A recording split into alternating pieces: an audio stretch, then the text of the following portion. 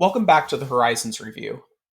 I'm here with Cody again, and today we're going to talk about a couple of different related short books. One is a series of sermons that, uh, back when he was still Joseph Ratzinger, that Pope Benedict XVI gave on the theme of creation. And the other is a text from the late antique theologian Maximus the Confessor, the Seventh Ambiguum. And a good question is, for example, like, why would you read these like highly specifically Christian texts at all if you didn't have an interest in Christian theology um, or debates? And I think we are often lacking a certain amount of intellectual architecture sometimes for discussing things like um, the nature of personhood or the nature of objects and the nature of mankind's relationship to other persons and also other creatures, the world itself. Um, and we're often quite willing to look at non Western religious traditions for possible philosophical insights.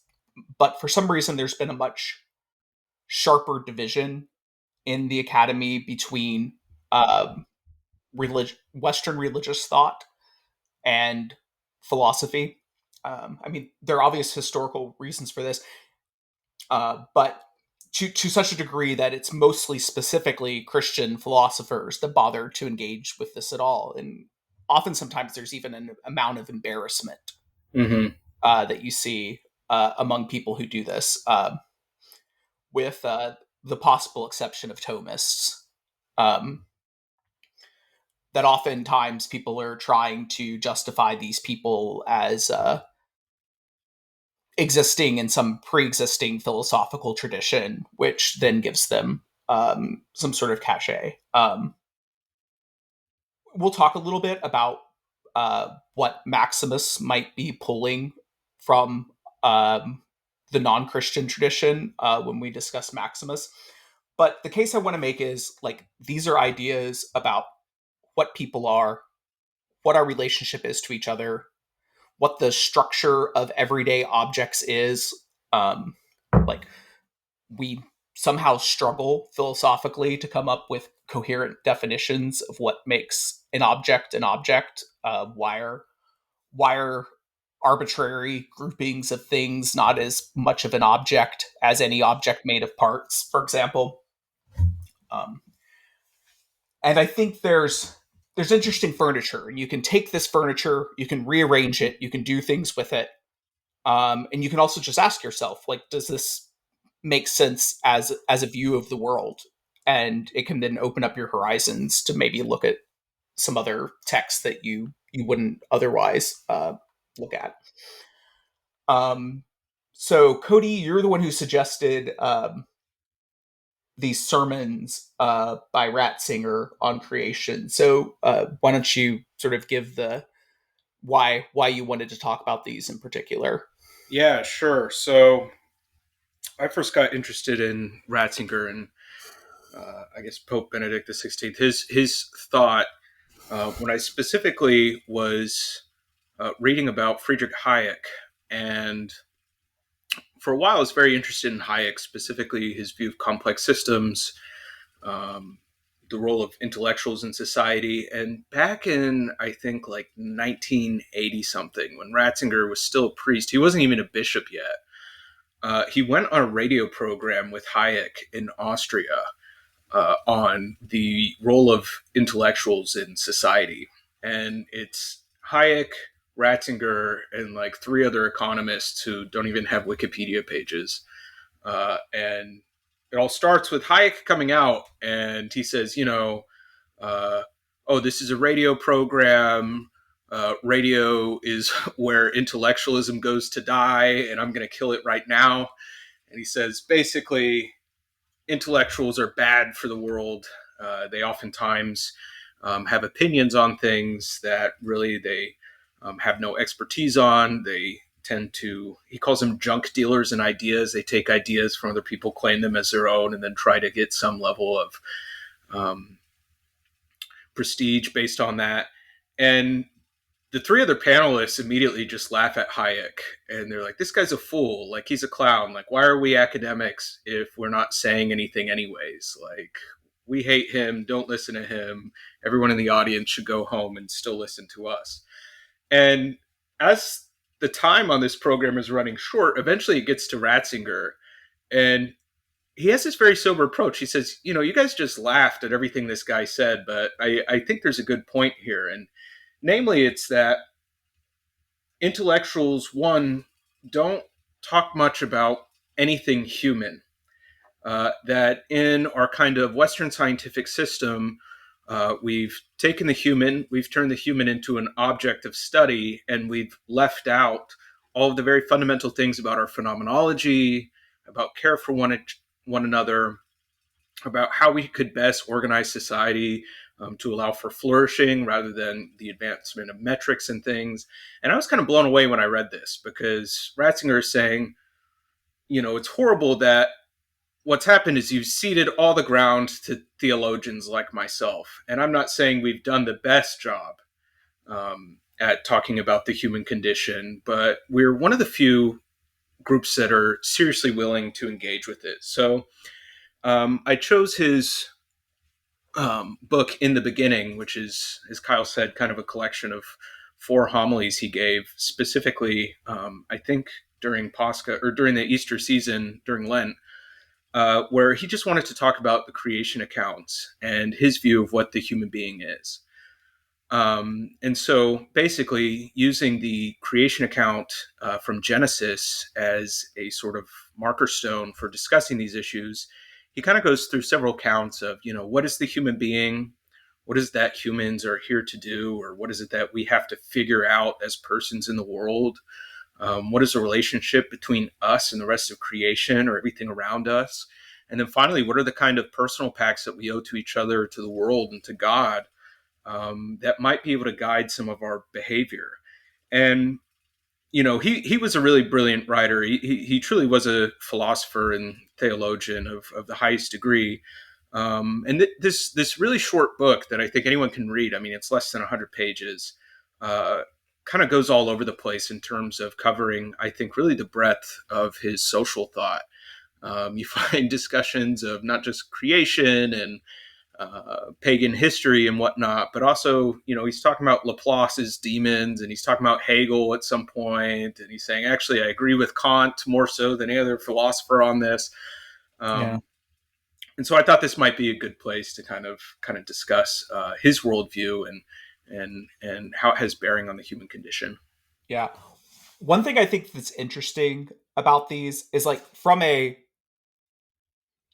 theological point of view, Mm-hmm. the homilies are laid out in a very rational way, where he's just working his way through the text of the Genesis accounts.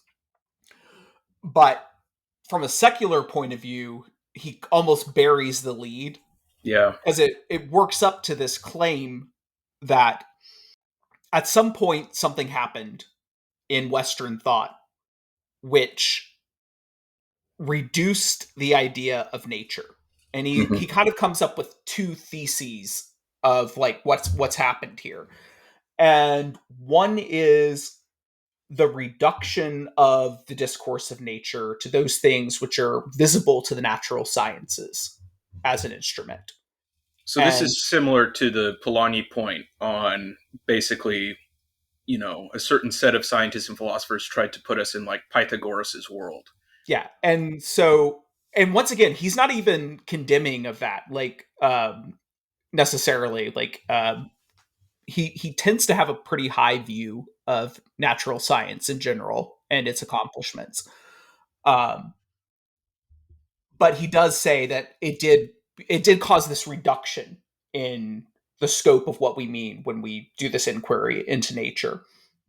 And then the other critique he makes is one specifically of Luther, where Mm-hmm.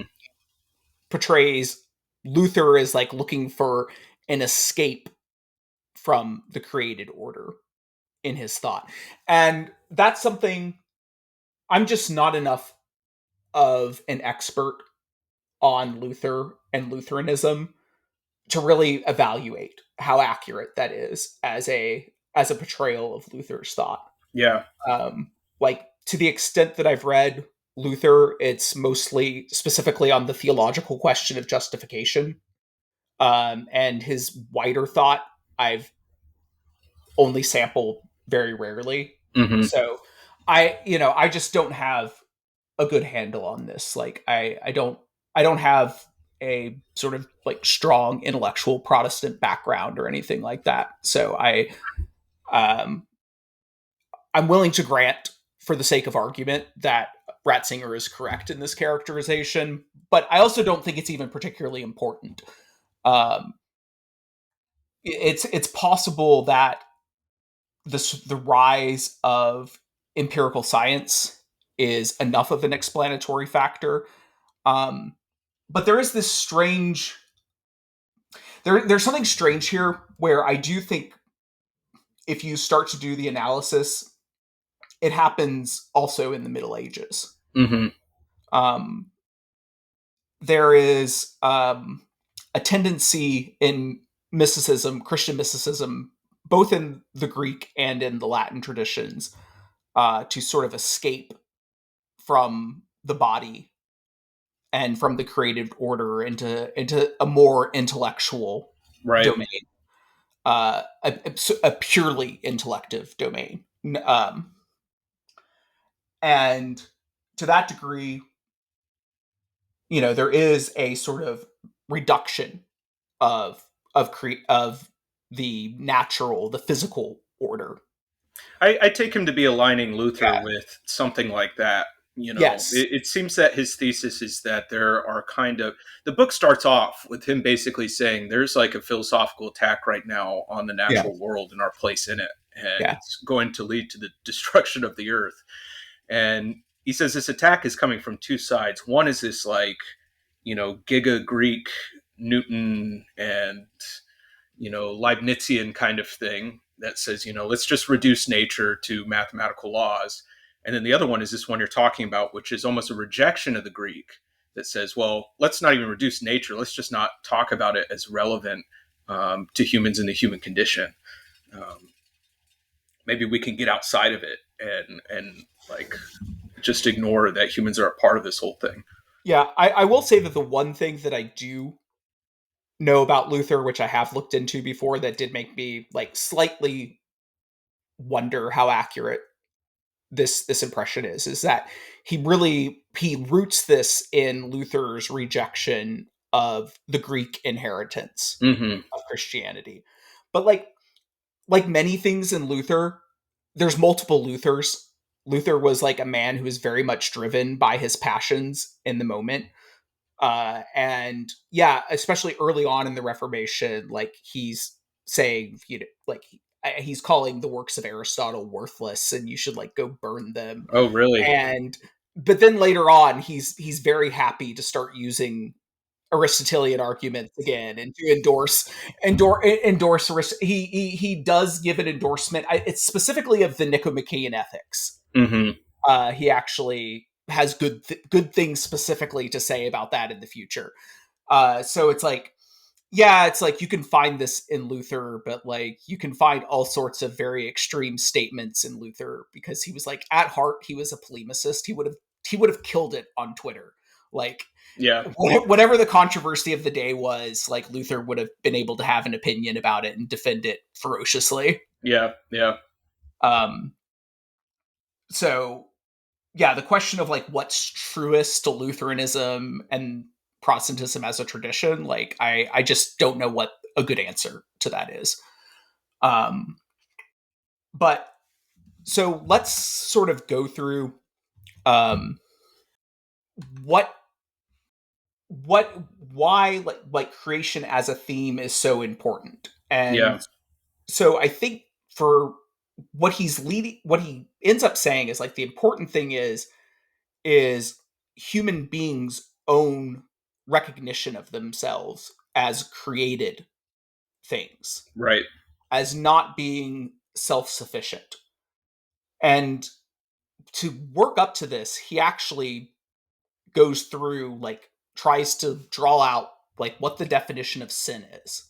Hmm. And this is in part because he's reflecting on the creation stories and uh you know, Adam and Eve at the tree of knowledge and good of evil. That's the first sin in the Bible. So he's trying to grapple with this question of what sin is and what specifically original sin is. Yeah, what is it And that the snake actually did to them? What was it yeah, that the snake convinced them of? and yeah, I thought about this. There's like the famous line of Niebuhr's that original sin is the one empirically verifiable dogma of Christianity. And it seems like such a strange thing to say because, like, original sin is like this incredibly fraught theological concept with a lot of baggage depending on what your interpretation of it is. But then when you start to think about it, well, you just look around the world and you go, well, yeah, like, things are messed up and everyone is doing bad things. Like, you know, you look even at very young people and they already, like, their desires are twisted and uh things are obviously wrong. So Yeah. to that extent, like, yeah, then original sin is empirically verifiable. And Ratzinger comes up with this, like, very nice definition of what sin is for him. Hmm. And it's anything that damages your relationship with the world or with others. And I think this is interesting from a number of ways. One, it roots the idea of sin in the idea that we are all dependent beings. We're dependent on not just each other, but on the rest of the natural order around us. We're in relation to all these things. Um, Two, it provides a definition. It provides a relatively rational definition of what sin is. Like, you don't have to have any religious beliefs to go, all right, I'll accept this idea that we're all in relations and those relations can be damaged. Um, a lot of times in modern ethics, we really, really struggle with the idea of that there can be ethical harms that don't directly impinge on another person. Yeah. So, like, the idea that, like, the lone drug abuser who's not inflicting himself on others um, could be possibly doing some sort of ethical harm is really hard. It's really hard to figure out how that is for a lot of people. But you can come up with the reasons why, and it's like, well, no, because he's, like, removing himself away from society in order to, like, engage in this thing that further removes him, like, insulates him from relationships. Um, like, that is what the sin is. It's this damaging of the human the human social fabric, and that human social fabric which exists in the overall fabric of the earth. Yeah, I think he would also say that the addict has damaged a relationality with themselves. Yeah, That not coming to grip, with what they're doing to themselves, right? Or oftentimes, they know that what they're doing is harmful to themselves, but they're violating this personal relationship, this obligation that they have, and therefore that's something of a sin. He expands on this elsewhere in some of his other texts, where he talks about sin as like a violation of reason, and specifically this like violation of reason is to turn the rest of the world into objects. yeah, So to objectify, say, personal experience, right? I do this because it's pleasurable, not because it has some inherent good. Or when I steal from someone, I've objectified their belongings and yeah. what is theirs in some way, and turn them into objects and destroy that relationship that I. Which is very Kantian. Like, Yeah, yeah, you see why he likes Kant so much, because that is a very good expression of the type of ethics that yeah. he's outlining. Both him and John Paul II had this. very interesting relationship with Kant, and Kant, famously had kind of a relationship with Aristotle and had a little bit of beef with the way that physics was being done, and um, descriptions of the natural world were happening. Yeah, I think that they're taking Kant and this using other people um, as means very seriously, in a way that I suspect that if Kant was born like 2,500 years ago, he would be classified as one of these pre-Christian, non-Christian philosophers, just because it is so compatible with. Yeah, and he's also warning against using the natural world like Mm-hmm. merely as Yeah, a means to your particular ends as well. And but it's interesting, like there is something to note is that he actually, in one of his sort of manifestations of the rejection of nature, one of his manifestations of that rejection is actually anti-technological thinking. yeah, Like he's writing this before Ted Kaczynski, but like you could see that he would go, yeah, this is anti-nature thinking. Like human beings create technology. The question is, um, does that technology sort of fulfill the goodness of human social ends and the goodness of the earth yeah. as well? Um, like, uh, I remember one time having um, this thought, um, looking at an exposed layer of marble.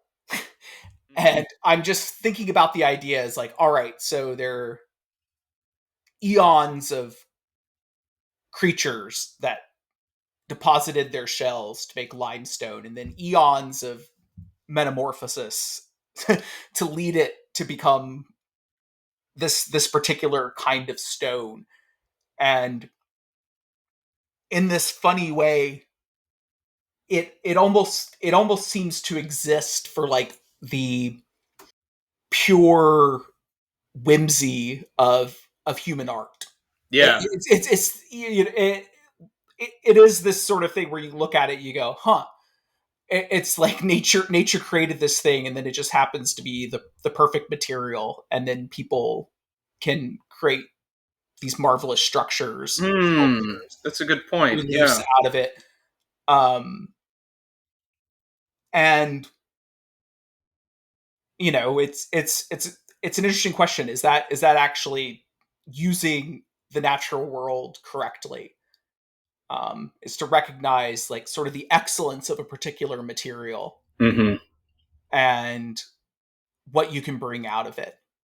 Yeah, I mean, this whole view on technology is really, I think, one of the highlights of his homilies. He has this beautiful section, the one where he like explicitly invokes Kant, where he says, the fate of all of us depends on whether the moral dignity of the human person can be defended in the world of technology with all its possibilities. Yeah. For here, a particular temptation exists for a technical scientific age. The technical and scientific attitude has produced a particular kind of certitude, namely that which can be corroborated by way of experience and mathematical formula. Yeah. And I take him to be saying, on some level, we have these impressive technologies. We can see all the very cool, quantifiable things that it can do for us. But at the same time, we have to um, think about these things in terms of, what are they doing for us morally? Is it the case that we have to step back? I think about this specifically in the case of AI, right? We have to step back and think about what is it that we're losing, what is it that we're using these for. You have now like AI pornography generators where I think you can like upload pictures of your friends and basically put them in porn, right? This is clearly like a significant moral violation versus something that, if ChatGPT, for instance, is used in the right way, can open up, new ways of learning mathematics or something. So he's not saying that, technology in all of its instances is bad and we should be skeptical of it, but that we have to have actually very, what he calls, practical, reasonable discussions about what these mean for us in a moral religious context when we adopt them. Yeah. I actually want to pick up the chat GPT question later. So Yeah. remind me if I forget, because there's something interesting in the fact that it deals with language itself Hmm. that we'll get to when we talk about Maximus. Yeah. Um, Another thing that I thought was really interesting is like, so he's not just talking about the existence of sin, he also talks about the existence of guilt. That Yeah. actually part of recognizing yourself as a creature among creatures is recognizing that you have guilt, Yeah. that you've done things that have damaged your relationships with other creatures and with yourself. And he actually attributes the absence of Hmm. the knowledge and recognition of guilt to things like the horrible tone of modern democratic politics. And reminder, he's writing this in the mid 80s. Yeah. Things are Yeah. going to get much worse. Yeah. It was very prescient. Yeah. Um, and I do think that's really interesting. I think about this a lot when um, I opened a TikTok account recently because I was like, maybe I'll like try to put some material for this on that other network and see how it goes. Sure. And like the first thing it starts serving up to me is like this horrible like gender war slop. Hmm. It's like either women saying horribly insensitive things or like men condemning women for saying horribly insensitive things or men saying etc. It's like because it knows that that's going to like get eyeballs. Yeah. And all I think about when I see that stuff is these are people that have never thought about their own sins. Hmm. Like they've never thought about how they've damaged um, their relationship with another person. Yeah. It's very fascinating, this discussion of, it really does seem like he's railing on like modern criminology at some point in the book, where he says, look, at this point we have this discussion of things like crime or vice as, we take a very like quantitative statistical view of it, like, oh, X leads to Y and then Z happens. There's this like impersonal account. um, and he says part of what it's done is it like you said, it alienated us from the concept of guilt. We don't want to punish people, to take like Robert Sapolsky or whatever, who's totally non-determ or totally deterministic about human views. He's skeptical that we should um, have certain kinds of punishment in society. And Benedict is tying this specifically to what quantification has done. That we no longer want to say people are responsible for guilt, because in part it requires us to also take responsibility for the things we've done, right? We can talk about these things statistically, say, oh, society's all out of whack. But the second that you say, I think that person did a bad thing, actually means that you too, or all of us, are capable of doing bad things. And so, in a sense, what we're doing is we're hiding from guilt Yeah, in our modern discussion of things like crime. yeah. I there's a line in Plotinus that I think about relatively frequently when people are discussing crime and law and like what's good and what isn't. And it goes something like he's like, what can he say about justice who has like not beheld its face and seen Mm. it as more beautiful than the morning and evening star? And I think there's like something real about that Yeah, and the nature of law and society. But in order to like look on the face of justice and see it as beautiful, you also have to see yourself as a criminal. yeah. So, anyways, like to sum up uh, what's going on in uh, these lectures on creation is the idea is like one, it's the recognition that we are natural beings in a natural order. Uh, for the Christian, this is obviously a created order, but Hmm. you can sort of make the reduction and say what he means by this is a natural order that we come out of. We are not apart from the rest of nature. We're on some continuum with it. Yeah, this kind Uh, of explication of Genesis is really fascinating. Him specifically saying, well, creation, the point of the creation narrative is to say that things were created, Yeah. and that when they were created, they were good. They were done, in a sense, with purpose. Not that, we were thrown into some messed up, broken world that is inherently evil, but that actually we come from the same stuff as the world. Um, and that in some way, the world is good. The world is a part of, a kind of past, a future, and a present, that all of us can kind of account for via the creation narrative. Yeah. Yeah, because something that's important to point out is that in keeping with the mainstream opinion in post Vatican II Catholicism, Mm, Ratzinger is not anti evolution. He's not against the idea of an old Earth, yeah.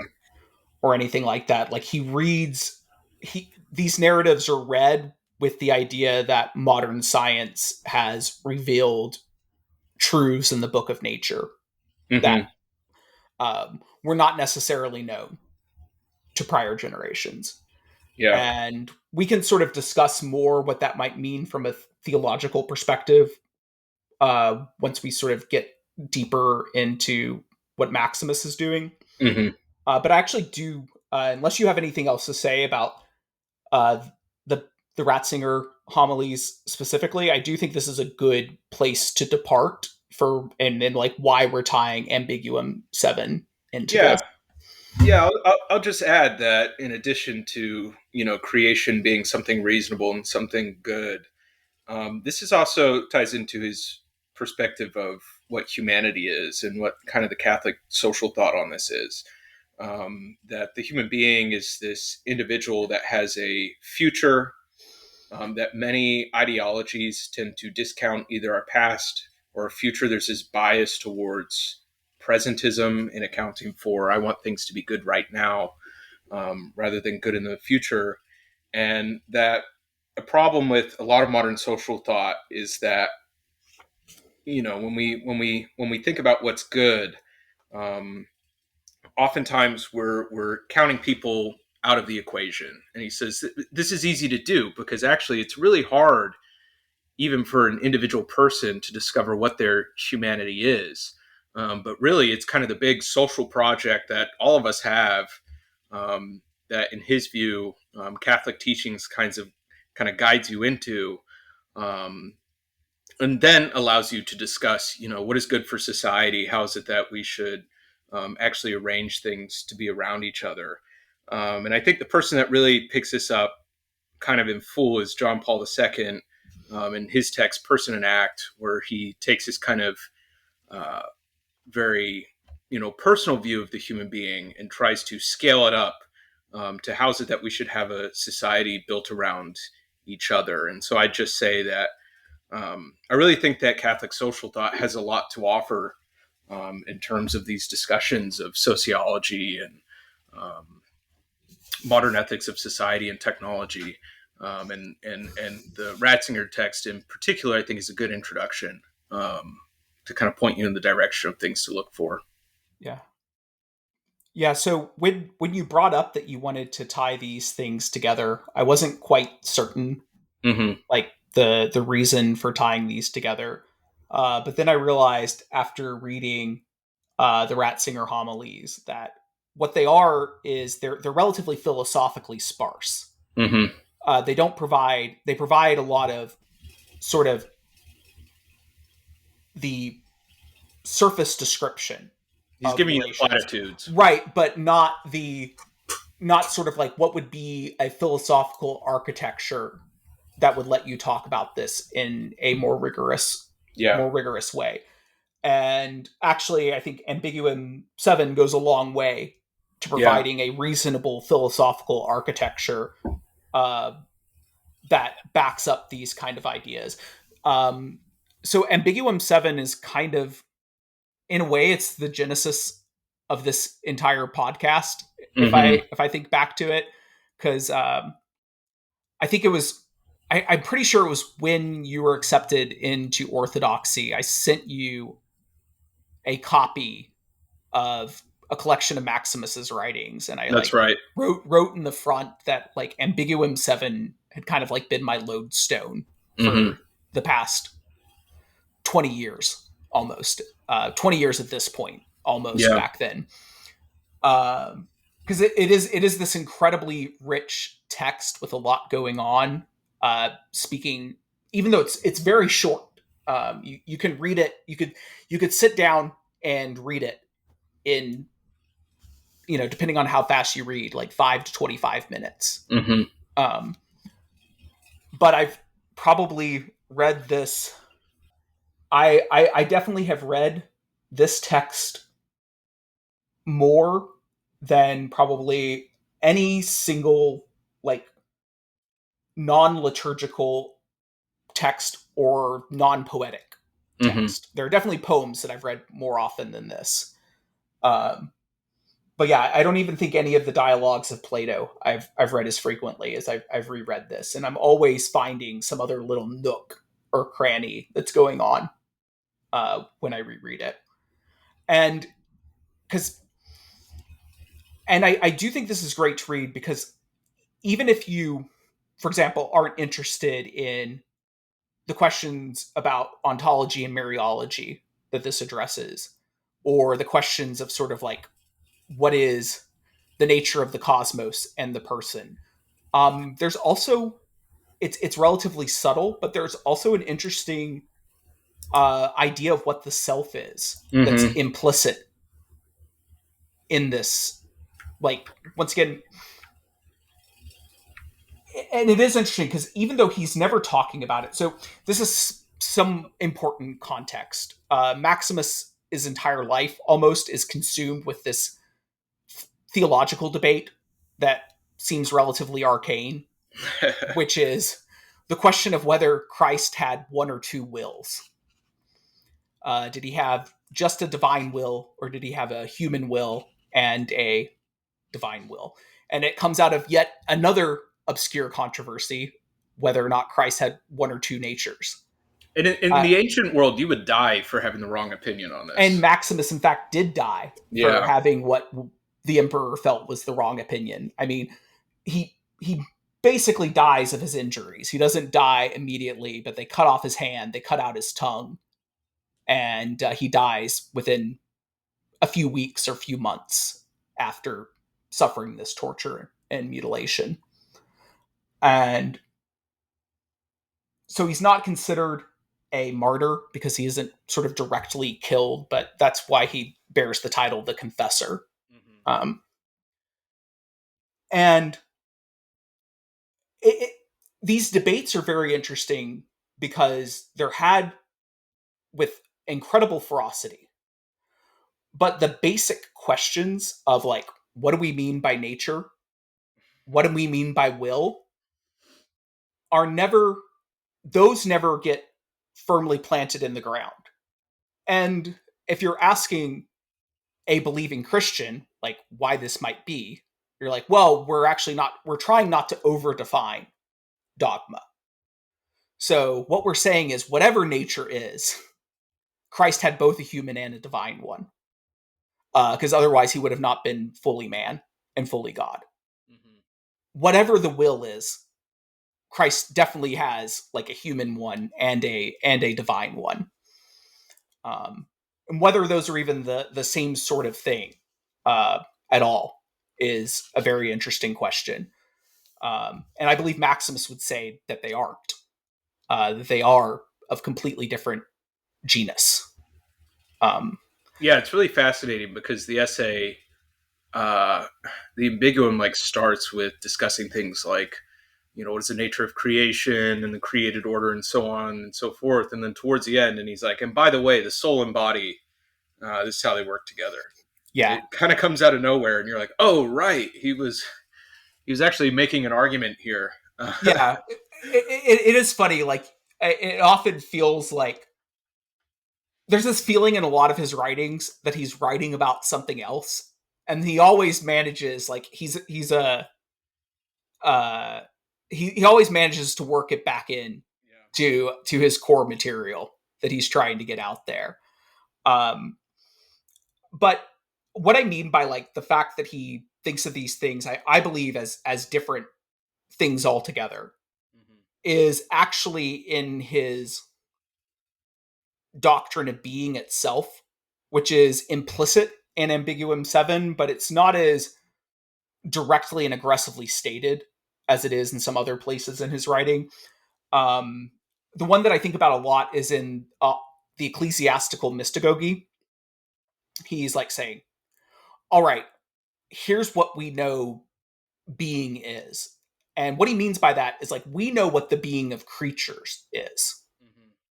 And he's saying, whatever God's being is, it's so different from that than it is proper to say that he has no being at all. Hmm. Like it is proper to say that he does not exist. He actually goes that far. It's like if you're thinking that existence is to have creaturely being, then it's proper to say God does not exist. Um, and in this, maybe he's being, if Heidegger is right, he's being a good Aristotelian. Right. That he's got the two senses of being. He's got the being of the first mover and the being of beings. Yeah. Yeah. Yeah. Um, that's definitely a future podcast. Whether Heidegger is right about Aristotle. Um, but he starts out, so all the ambigua, um, they're dealing with some difficult text in a prior Christian writer that would cause someone maybe to stumble or to have the wrong idea. And he's dealing here with a text from Gregory the Theologian. And the important part of this text is that Gregory says, we are that portion of God that flowed down from above. And the fear is that this would be read in terms of Origenism. So Origen was another early Christian thinker, and he had this entire system that ultimately gets wrapped up in a sort of eternal return, Hmm. that all beings are gathered up with God originally. They grow somehow satiated with God or want something else. They fall from that perfection, then are redeemed, lifted back up, but that seems to repeat itself. Yeah. And actually, and it's very interesting because it does, if you look at Origenism as a system, it begins to feel a lot like um, Indic Yeah. Yeah. systems. And so it is kind of funny because Gregory, the theologian's friend, Gregory of Nyssa, actually discusses this idea of like Hmm. this eternal cycle of satiety, reincarnation, etc. And he's like, if this is true, it would be the most miserable of the existences. Yeah. And it is kind of, Samsara. yeah, Yeah. yeah, and it is kind of funny, but it's like instead of having the reaction that the Buddha does, which is, okay, so we got to escape this because it's obviously miserable in hell. Yeah. Instead, Gregory of Nyssa's take is, this is obviously so miserable it cannot be true. Yeah. Yeah. Like it's just like such an absurd system that you would believe that this is true, that it cannot be true. Like he sort of, that is actually his rejection of that system, is sort of like it's so miserable it can't possibly be the truth. And whatever you think about that as an argument, that is effectively the argument that Gregory of Nyssa is giving in On the Soul and Resurrection. I was going to say that this idea of eternal recurrence is like, it does have some nice, validity, systemic validity, and is kind of a difficult problem to deal with. I think, Yeah. especially, in an era where, you know, purpose of creation, and redemption, right, is brought into the picture. That's like not really something easy to lay out. Like, Yeah. okay, well, why would we be made? Um, Yeah. And perfect in God's image if we were just going to like kind of get bored of him, and why wouldn't we expect that to happen again? yeah, Uh, it is also, I think, I've never quite been able to decide why this happens, but it seems like Christianity's greatest critic is Nietzsche. mhm. And he arrives at the idea of the eternal return of the same, Yeah. like through that rejection. And like what exactly, like it makes perfect sense reading him, but like what exactly is the logical process that leads you back to the idea of the eternal return? Hmm. Um, like that's a difficult a difficult exegetical problem I mean, it's in Nietzsche. probably Yeah, similar to Gregory of Nyssa saying, "Well, it's kind of cruel to be made just to yeah, fall," right? Which is like what Maximus is confronting. That he's like, "Well, it's not that we were like made to fall in the sense that we immediately fell away from God as some kind of purpose, but actually there's a deeper thing happening here, which is this concept of growth and teleology." yeah, Um, yeah. The difference is, unlike every other proponent of the eternal return, Nietzsche is like, no, you have to be an enthusiastic endorser. yeah.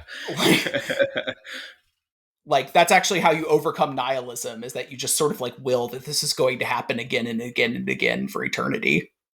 You just accept Sisyphus's condition and Yeah. you're happy with it. Yeah. So anyways, what this whole ambiguum like seems to be on this like relatively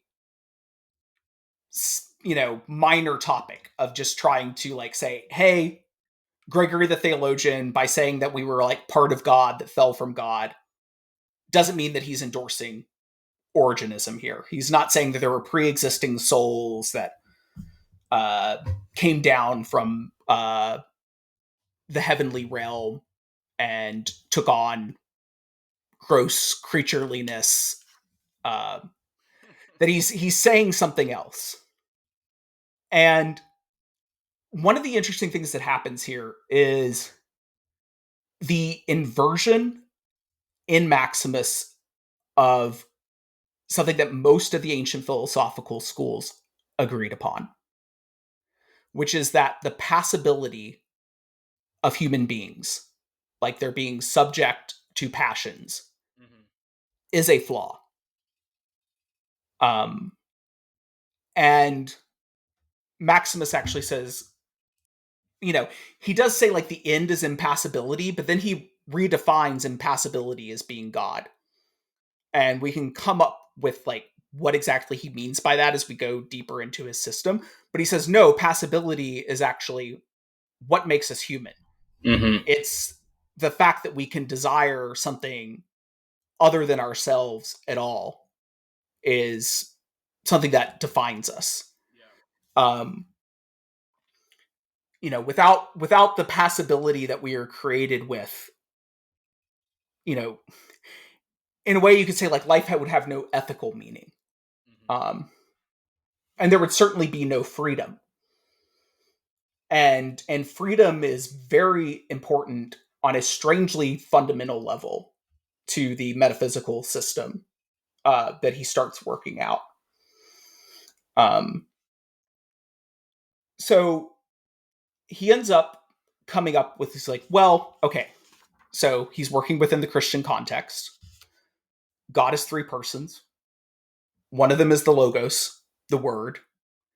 And from the prologue of John, it's like, oh, by the Word all things were created, and in him were all things.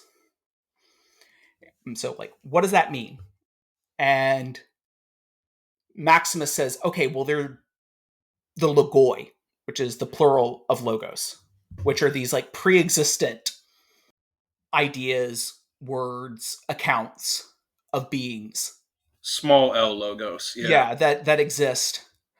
Uh, and every created thing has its logos. Um, It's very Aristotelian, right? yeah, Like, and it defines. And the important thing is that the logos isn't so much a substance or a universal. It's more about defining the telos, the proper end of that being. And in fact, there is in Ambiguum 7 a rare uh, reference to a non-Christian writer, and it's a gloss on Aristotle's metaphysics, and he says like this person who did not share our faith, spoke truly when he said, uh, "The end is that for which the sake of all things exist." Yeah. That things exist and they have their definition because of their proper end. And it is interesting that this sort of like teleological view of objects and substances, and there's been a revival of it over the past 20 years or so in philosophy. Final cause, yeah. Yeah. But Maximus's system is different in some ways because it's not just that things are defined by their proper end, but that end doesn't have to be like there's nothing inevitable about the proper end of things. Mm-hmm. And this is obviously clearest in the case of human beings. And they have what he calls the tropos, which is like their mode of actual existence. And that mode of actual existence does not have to be in keeping with the logos of that particular person at all. So he has this triad that he works through, which is like, you move from being to well-being to eternal well-being. Mm-hmm. And sort of being is just, it's your mere existence almost. And then well-being is when your tropos aligns with your logos, that you're actually doing the thing that you should be doing to fulfill your proper end in the world. And then there's eternal well-being, which is when you're directed properly towards God. Mm-hmm. And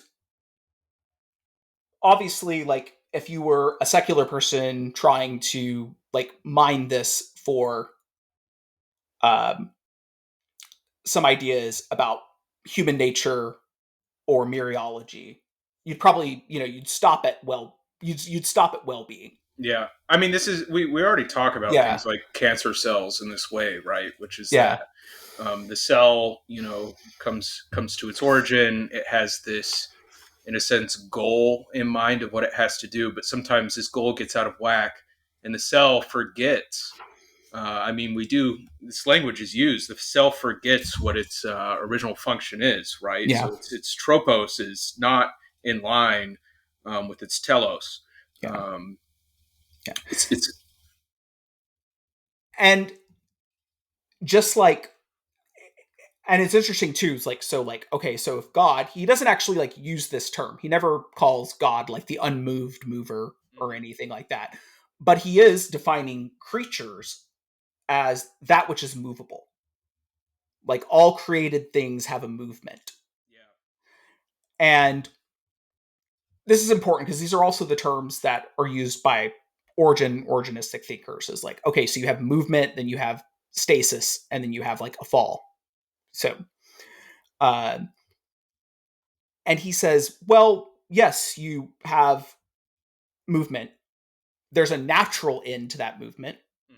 which is well-being. And then there's an ultimate end, which is eternal well-being to that movement. And he does call that rest. Yeah, he calls it rest. But Yeah. there is it is interesting because this sometimes in some translations of Maximus, and I can't remember if it's like this in the translation that I gave you. There's a passage where he talks instead about um, the ecstasy of beings towards the creator. Hmm. And the word he uses is ecstasis, which is the etymology of ecstasy. But the problem is the problem with translating it that way is you lose the immediate sense of the Greek, which is the beings can't stand still.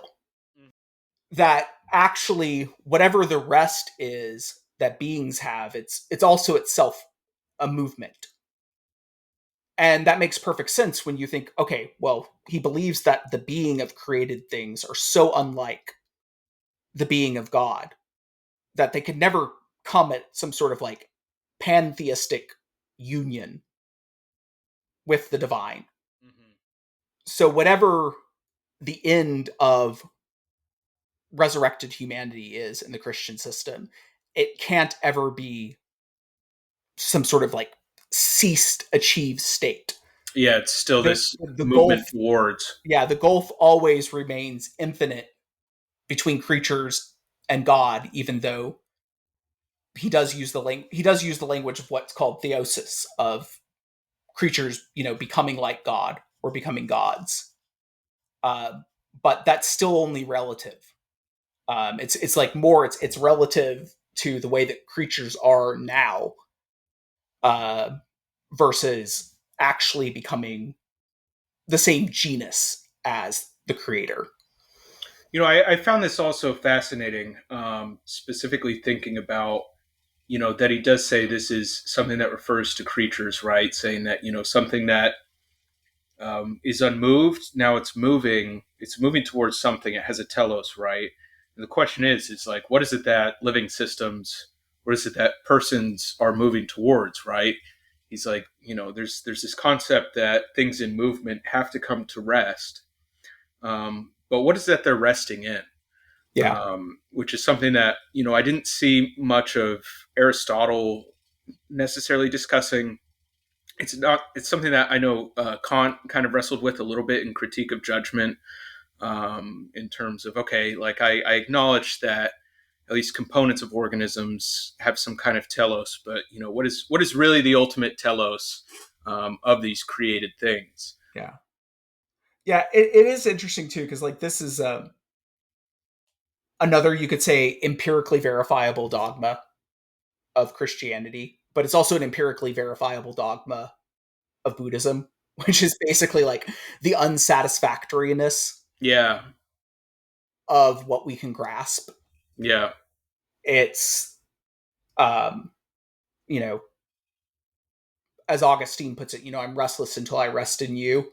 hmm Um, so, there's different solutions to this fundamental dissatisfaction between the two, but it's certainly part of the human condition, yeah, is and he continual grasping for something that's just out of reach. Yeah, and he does this really beautiful thing when he's discussing, and I think this is kind of the clever trick in terms of saying, why is it that he's answering, like, why is it that we were created in part in Ambiguum 7? Um, and his point seems to be like, oh, in order to understand why things have a beginning, you have to understand them as their end, right? And so, actually, at a thing's origin, it already has, in a sense, its final cause built in. And so, really, almost you have to argue, it was necessary for something like redemption for there to be a fall. It was necessary for creation to happen in such a way, um, that you would get to this point of rest, because otherwise the only thing that has rest without movement, is something that's uncreated, which we know we are not. Yeah. And this is, so I'm talking about like, okay, so we have God, which is the word, reason, the account, however you want to translate it. And there are these like little accounts that belong to each being.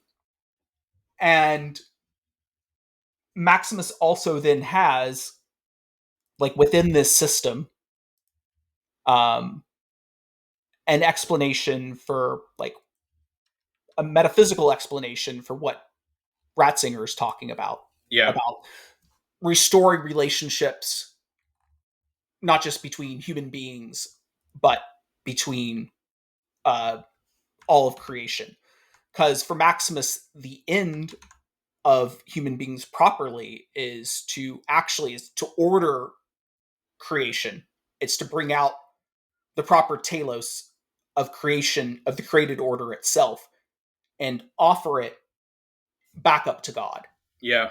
Yeah. And yeah, this is why like one of the seminal studies that kind of revived Maximus in the 20th century is Hans Urs von Balthasar's Cosmic Liturgy.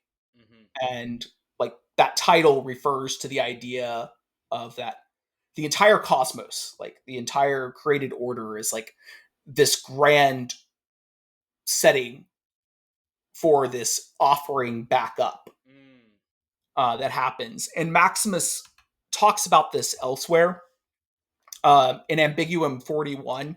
He actually sort of like he moves up this hierarchy of like fundamental divisions Yeah. that exist in creation. And he's like, all right, well, there's in human beings, there's the division between male and female, like that they clearly have these like different roles and different ends, and then there's the division between paradise and the inhabited world, which is very obscure, interesting to think about what's going on there. And he says, then there's the division between heaven and earth, and then there's the division between the intelligible and the sensible. And he says the task of human beings is sort of to bridge Yeah. each of these divisions in order. So the division between male and female in some way has to be bridged. Um, yeah, Balthazar like has this question about like whether Maximus is insufficiently bodily in this combining of male and female. He's like, you almost get the impression that he's like, does he realize what sex is? Uh, there's a passage which almost goes to that point. But then he's like, okay, so there's this division between paradise and the inhabited world, the ecumene. Hmm. Um, and there are other places where this is implicit in Maximus, but it seems to be that he has some idea of like what some people call meta-historical fall. That uh, the drama of sort of the creation of human nature and the beginning of sin happens. It's in an in a sensible realm, but it is somehow other Hmm. than the one that we inhabit. And whatever the world we inhabit is, it's the world that is the consequence Yeah. of sin, um, which inverts it doesn't it subverts a lot of what you would say is traditional natural law, where traditional natural law is like you should be able to look at the natural world Right. and find some clear moral lessons. But instead, here we have the idea that no, like the world itself is all downhill of this warped relationship between logos and tropos, and we should in fact expect things to be out of whack. So Uh, but not that we can't learn from the world. so That's still in there. But you wouldn't take him to be saying that the division between paradise and the inhabited world is paradise is that world where, to invoke Benedict XVI, the relationality is correct. yeah, Oh, okay. yeah, it's a sensible world where the fall did not happen or has not affected it. Right. Um, and like I never get the sense like there's in some apocryphal Christian material, there's like the belief that the Garden of Eden is a place on earth Right. that is somehow inaccessible. And that's not an idea that you actually find that frequently in theological writers. Hmm. Like that idea that it's like a definite physical location on this planet that if it weren't for an angel guarding the gates, Guarding it with the you you sword. you, you Yeah. could walk into it. Yeah. Um, that it does seem to be some different order entirely, Hmm. and that does seem to be the case in Maximus. So, okay, so what does that mean? Well, it means that in some sense, the end of humans as persons is to reshape the entire cosmos into being like paradise. Yeah. Is for everything to be in its correct relationship to each other thing. Yeah, this is like Benedict XVI saying the purpose of talking about the Garden of Eden was to discuss the world in such a state that it's nurturing, that we can rely on it, Yeah. that it's something that we treat with care, rather than the wilderness in Yeah. contrast, which is this kind of scary place that we are pretty much living in now. Um, Yeah. And then there's the division between heaven and earth, which we don't have to go into at length. But I would say, like, once again, shouldn't read it as like he's like merely talking about, let's say, like the ancient construction of the world where there's like a sphere of fixed yeah. stars and that's heaven and a union between that. Like heaven here stands for the angelic realm. Mhm. So also like the realm of angels and the division between that realm and the physical universe has to be bridged. And then the last thing is the division between the intelligible and the sensible itself. That somehow the world of thought and the world of the tactile have to be in harmony Mhm. with each other again. Um, so it is a very interesting full system, but like you can just bring it back down to like that second level, which is like, all right, so even if it doesn't happen perfectly until the eschaton, part of your proper end is actually to improve creation, is to make this world more of the sort of place that it should be Yeah. versus the place that it is. To bring about the new Zion as best as you can. Yeah, is that there actually is this ethical imperative, and it is interesting. There are a number of uh, theologians who've tried to draw on some of these ideas for the idea of like coming up with an ecological ethic. Mhm. Um, I've not been too impressed with any of these attempts so far, but that doesn't mean that I think that they're unworthy or this isn't like a proper avenue. I do think if you're going to try to discover a specifically ecological ethic in Mhm. Christianity, like this would be the sort of metaphysical system Yeah. that you would want to be underpinning it. Um, but yeah, so this logos, like, it's not the being of beings because it pre-exists the being of beings. It is something else. It's unmoved. Yeah. It defines it because it comes from God. It's pre-existent. It defines what these beings are, but it's not the being of beings itself. I've heard it described as, in the same sense that the words that I produce from my mouth, Yeah, came from me. You certainly wouldn't go as far to say, well, but also that is Cody. yeah. But there's this interesting angle because like maybe it is like maybe the being of beings is like not something substantial at all. Because it's very unclear what the being of beings is. And maybe it's not something that's like you can actually reduce Mhm. to any particular substance. Like maybe the being of beings only exists in this relationship between tropos and logos. Yeah. It's very unclear. And um, I was going to bring this up later, but because we went there, I think it's a good place. It's like, so what is he saying?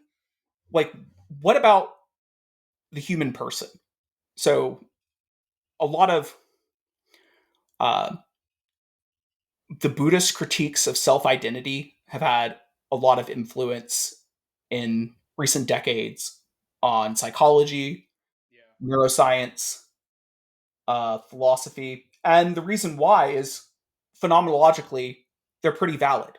Hmm. Um, if you start doing intensive self inquiry, it's very hard to find like this like actually existing concrete substance, Yeah. Where am I going to get to with it? Yeah. which is the self.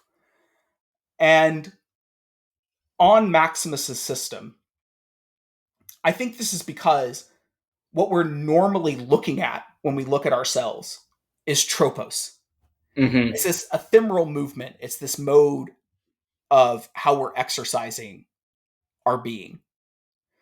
So of course we can't possibly phenomenologically like discover a concrete self, even if one existed, because we only have sort of the record of our movement. Yeah. Of our And our action. movement is not a substance Yeah. itself. Um, and like that actually might be the truth in his system as well, is that, you know, there's the mystic, the pantheist mystic will say something like, I do not exist, only you exist, looking at God. Hmm. Um, but in Maximus, you can say this, but it is not in the same sense because there is this divide. The being of beings is so wholly unlike God's being that they cannot be God himself. Um, so maybe there is this ephemerality always to created being, Hmm. that it actually isn't a firm substance at all. And you see this when the way that he uses nature, for example.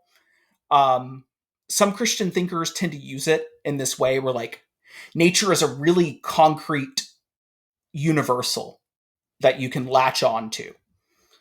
Um, but in Maximus, like it does feel very Aristotelian Yeah. almost in how he uses it, because it almost feels like the only thing that nature is what members of a kind have in common. Hmm. Um, which is interesting to discuss, from the point of view of like often there's a critique which I think is very good of a lot of traditional Christian metaphysics, is that they say, oh, they're too Aristotelian, and that they implicitly believe that there's like a finite number of natures which all came into being and are cleanly separated from each other, and there's no bleed over Yeah. between various natures. Um, and the way that Maximus discusses nature, I think he escapes that particular criticism. Um, obviously he isn't anticipating a lot of the problems that we see with like that strict view of nature now, because we come up with the problem. It's like, all right, well, look at Darwin's finches. So they shared nature and now they're Yeah. Now they're bifurcated, different. and Yeah. Yeah. how does that happen? When does one nature become another? But if nature is simply like a collection of shared characteristics, like um, the logoi of all this collection, like have these ends in common, so Hmm. therefore that's a nature Yeah. that they have in common. Um, you would then expect like human nature itself would then probably be something like would have a lot in common with the nature of other living beings or even of inanimate things as well. Yeah. That there's this continuum of nature in the created order, and from a Christian point of view, this is almost what you would expect. Um, and you wonder why more people don't arrive at this particular view of nature, because if there's strong scriptural language about the priestly role of mankind in offering up the created things back up to God, the naming of the animals, Yeah. etc., etc. Um, that, well, if these things can be offered back up to God in this sort of way, then in the incarnation, like part of the mystery of the incarnation is the nature that Christ took on is perhaps also like related to the natures of all things in the created order as well.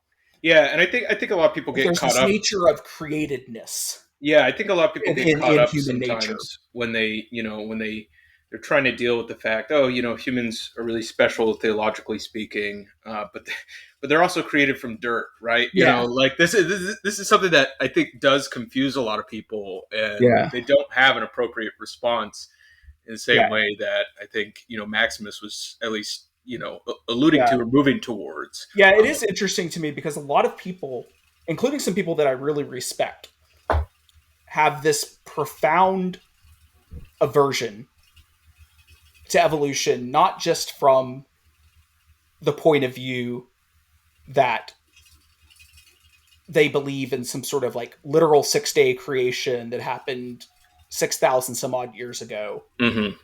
Um, but that they believe it fundamentally undermines human dignity for human beings to have arisen Yeah, out of other creatures. it That violates by we saying we were have we something have lesser. we have ancestors that were somehow other than we are, that had um, you know, did not have our faculties of mind and speech, like all the things that we think are the dignity of persons. But then, yeah, I think back to the Genesis account. Like, I don't know Yeah, how much different is that from being dirt. fashioned out of dirt? Yeah, yeah. Um, I find what you're saying really interesting, and particularly on this view of the alignment between the tropos and the logos. When I first read Maximus earlier, you said, why is it that people should read these things and so on, and at least in cognitive science where I am. As you said, people are reading religious texts, oftentimes, Buddhist texts, so on and so forth.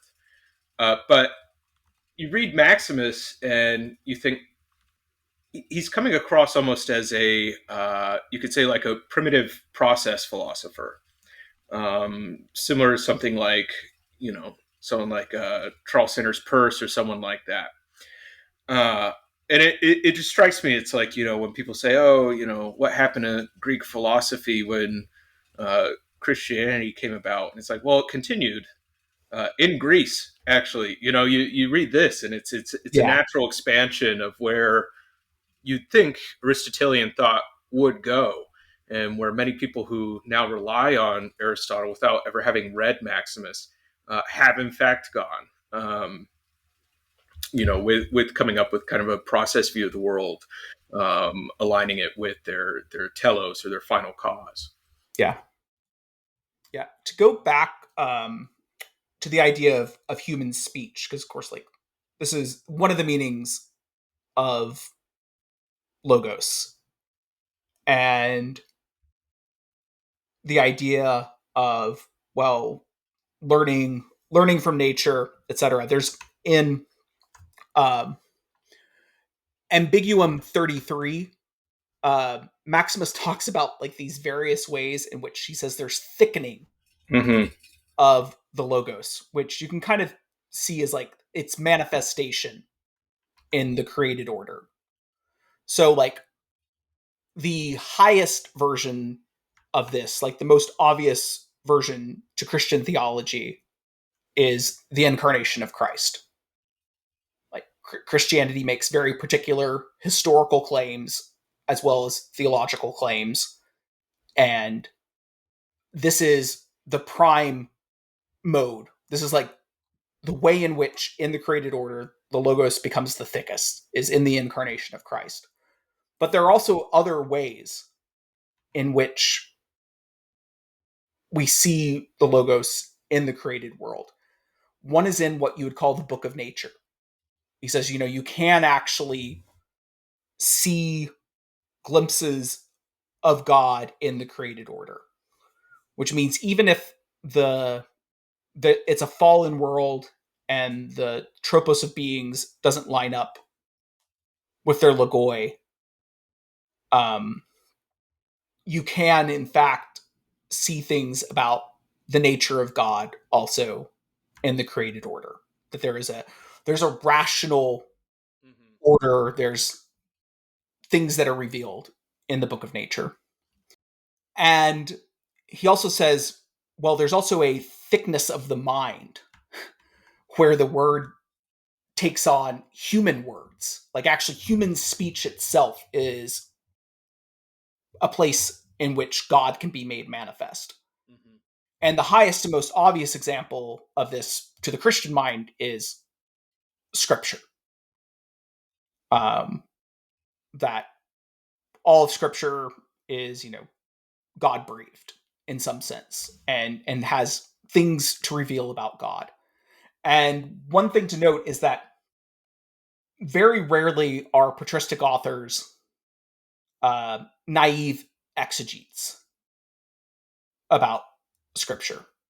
Um, they're often working with various shades of meaning. Like they're rarely taking anything other than the Gospels and Acts as something like a simple historical account. They're always looking for some metaphorical meaning. Yeah. Um, that's the level at which like the manifestation of Scripture generally operates for them.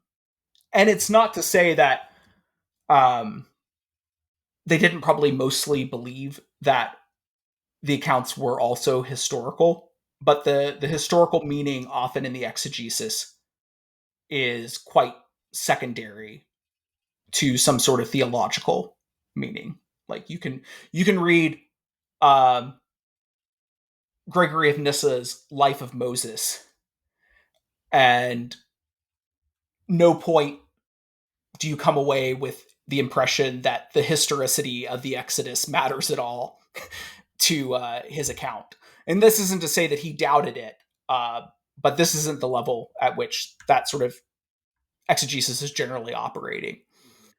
Mm-hmm. Um, and then he says there's also an incarnation in those who engage in virtuous conduct or in the life of faith, which is seems once again like you're going. The mind often leaps to like other religious systems, Mm-hmm. especially pantheistic systems. It's like, oh, well, obviously these are like becoming like avatars of God or something like that. But no, it's that the tropos of their being is in alignment, which is itself some sort of testimony to who God is. Mm-hmm. Because if God has a proper end for persons, that proper end tells you something about God, and those persons who act in accordance with that proper end are therefore going to be revealing something about who God is. Mm-hmm. And he says one of his other writings. He says, God always willingly becomes man in those who are worthy. That there is like almost this like lesser secondary incarnation in those people who like do what is virtuous or live the life of faith. Um, they are manifested um, at that point. And at each point, like you have to remember, is that they really believe, um, as much as the Stoics did, that like this is the revelation of an eternal reason. Mm-hmm. Like this is something that is analogous to our own powers of accounting and rationality. Mm-hmm. Um, and this is um, brings me to I've had some friends who are young Earth creationists, you know, ask me, well, there's all these good theological reasons to be a young Earth creationist, and I think the strongest of those for young Earth creationists is sort of the fact that most patristic writers and the writings of Paul also seem to take uh, the Genesis account highly literally Yeah. in terms of Adam and Eve. Um, and there are all sorts of problems if you look at human beings as coming out of some sort of evolutionary order.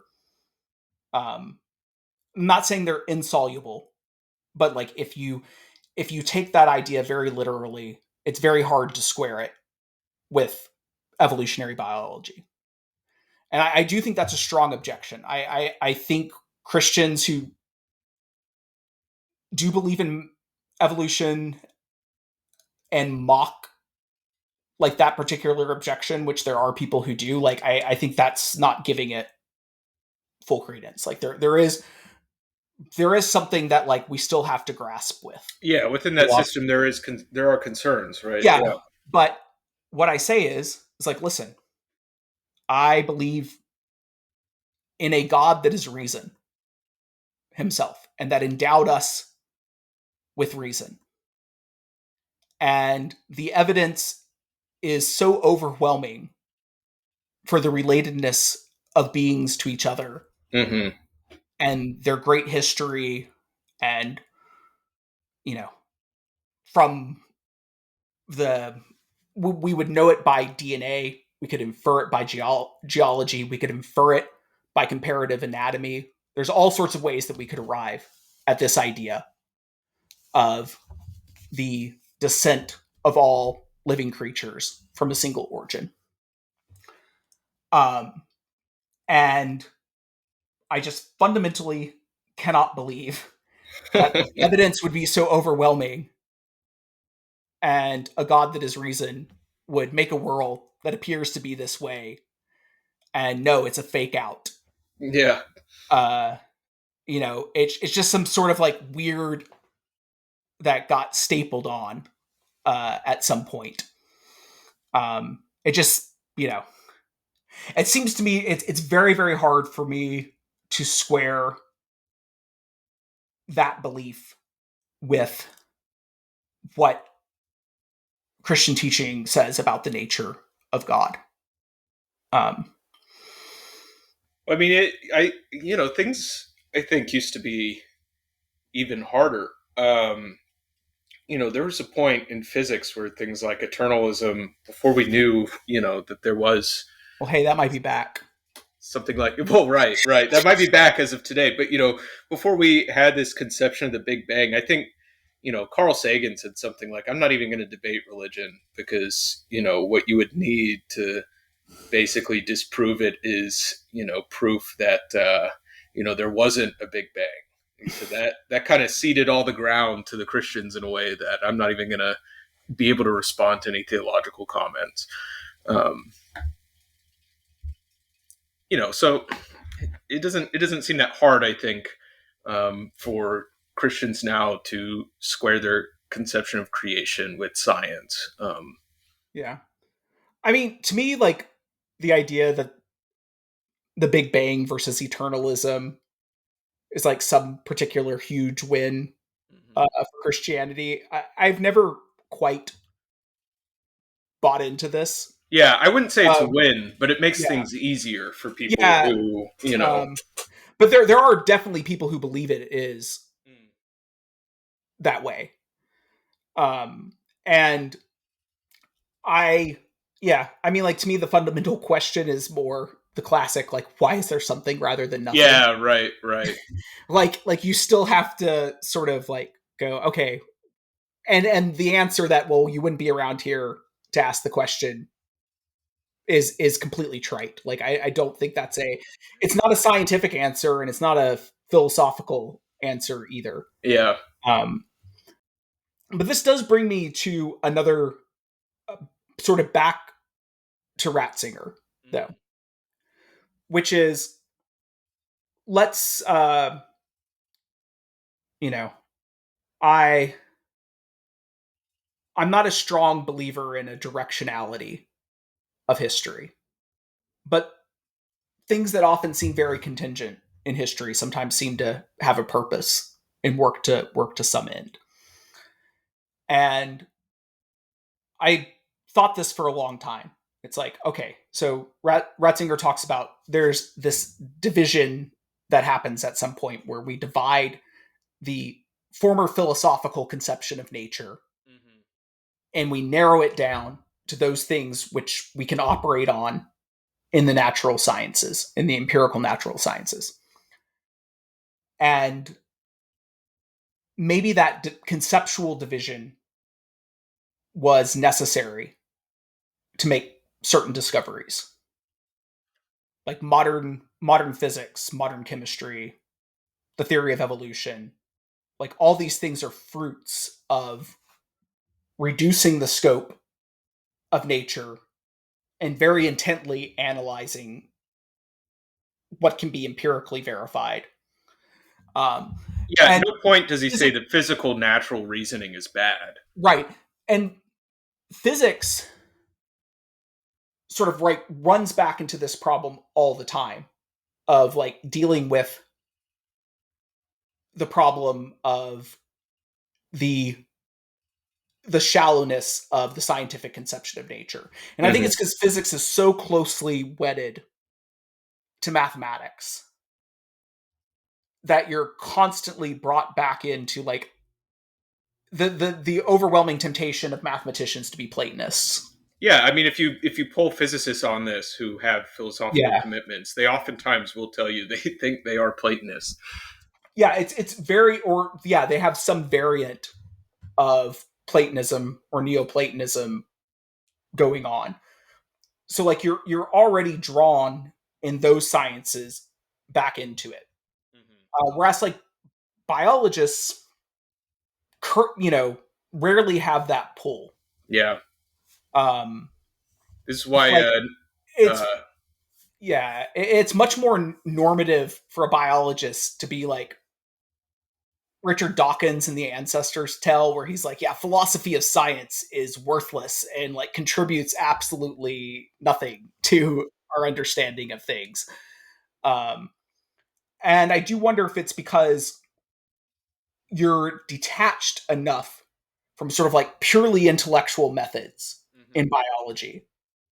Um, Biology is a much more empirically grounded science than physics. That sort of like that poverty of nature is not as immediately apparent. And it's not that, once again, every biologist or every single person who's contemplated evolutionary biology has come away with this idea. Yeah, But it's rare in the biological sciences. Um, there's a book by a guy called Armand Leroy, which is called The Lagoon, which is very interesting. It's actually a defense of Aristotle as the first biologist. mm. And he never sort of like I it's been a long time since I've read the book. He never really comes quite to the point of like saying, you know, perhaps we're like definitely lacking like this thicker conception of nature that exists in Aristotle. Yeah, And like maybe this is a place where modern biology is lacking something. But there are definitely secular philosophers who've thought deeply about evolution and kind of come away with like, whoa, wait a second, is teleology actually real? yeah. Um, Like I said, I mean, it's in vogue right now. yeah, Everyone's talking about it. Yeah. yeah, like, and I think we're getting to that point. And what I mean is like, so there's this contingent thing where we reduce the scope of nature to make certain discoveries, Mm-hmm. and now we need to sort of like do the genealogy and find out like what is actually the best conception of nature as a philosophical concept Yeah, yeah. again. Um, And this is the division that Kant brings up in Critique of Judgment that Benedict is talking about. Kant said very famously that there will never be a Newton of a blade of grass, because living systems exhibit a teleology that you don't so clearly get out of physical systems, and don't map on quite nicely onto our kind of mathematical conceptions of nature. Um, Yeah. Yeah, and it is interesting too because even highly atheistic thinkers in biology are constantly resorting to this teleological language in order to explain anything in biology.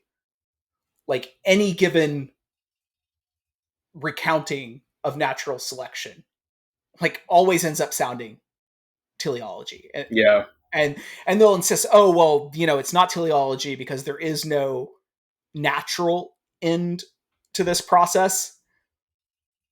But it's sometimes damned hard to see what the contingency is, like the way that yeah. they talk about it. Terence Deacon does a good job in his book Incomplete Nature of kind of bringing the teleology back into the system. That he says, organisms in a way are, well, okay, so he makes like a standard argument that organisms are these kinds of homeostatic creatures that are trying to maintain some stable state that they have. But he comes up with a story of how do you get that out of non-teleological systems, and tries to develop basically a natural history of teleology, in living systems in a way. Um, and I mean, it's one of the few treatments that I've seen, at least on an extremely secular side, that does say that the teleology is real, and provides very good reasons for saying why we should be allowed to invoke it. But the standard view is, like you said, this kind of, um, I think Ernst Mayr is really responsible for it.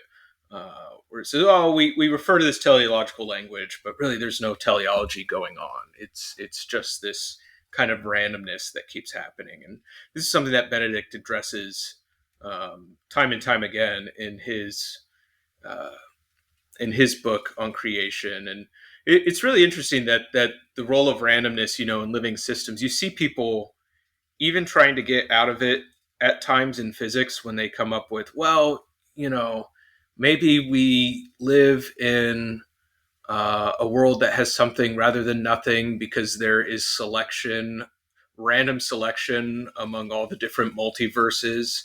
And therefore, everything is just this kind of random guided process all the way down, even down to, fundamental ontology, which is like, a kind of laughable escape um, from some of these core issues. Yeah, I wanted to bring up what I think is, um, if you're going to try to look at Maximus as providing sort of like this teleological Mm-hmm. ontology, uh, this variant of Aristotelianism, um, there is a weakness that, unlike Aristotle, Maximus really never discusses what we'll just call artifacts, Oh yeah. which are things that are created by persons.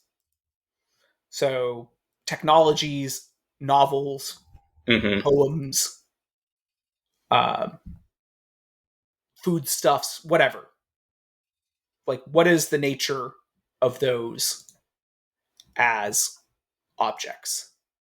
And there's this, I think you can come up with an account um,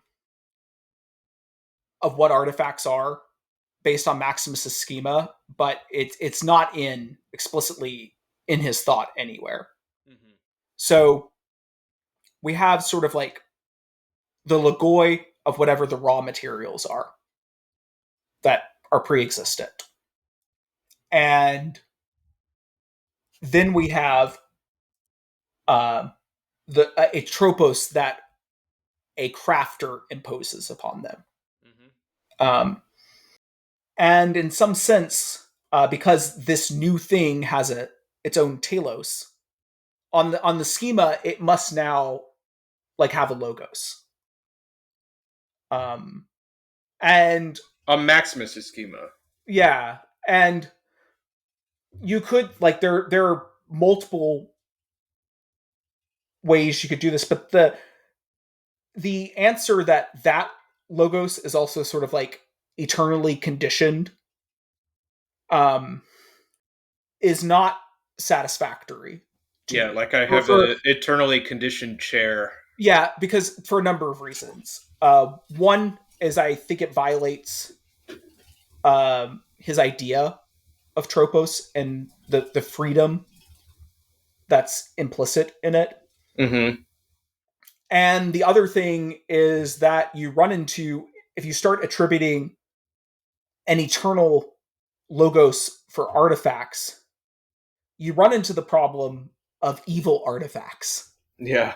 Like Ratzinger actually sort of talks about evil artifacts to a degree where it's kind of funny, it's kind of quaint now, but he's like condemning the idea of art for art's sake, where the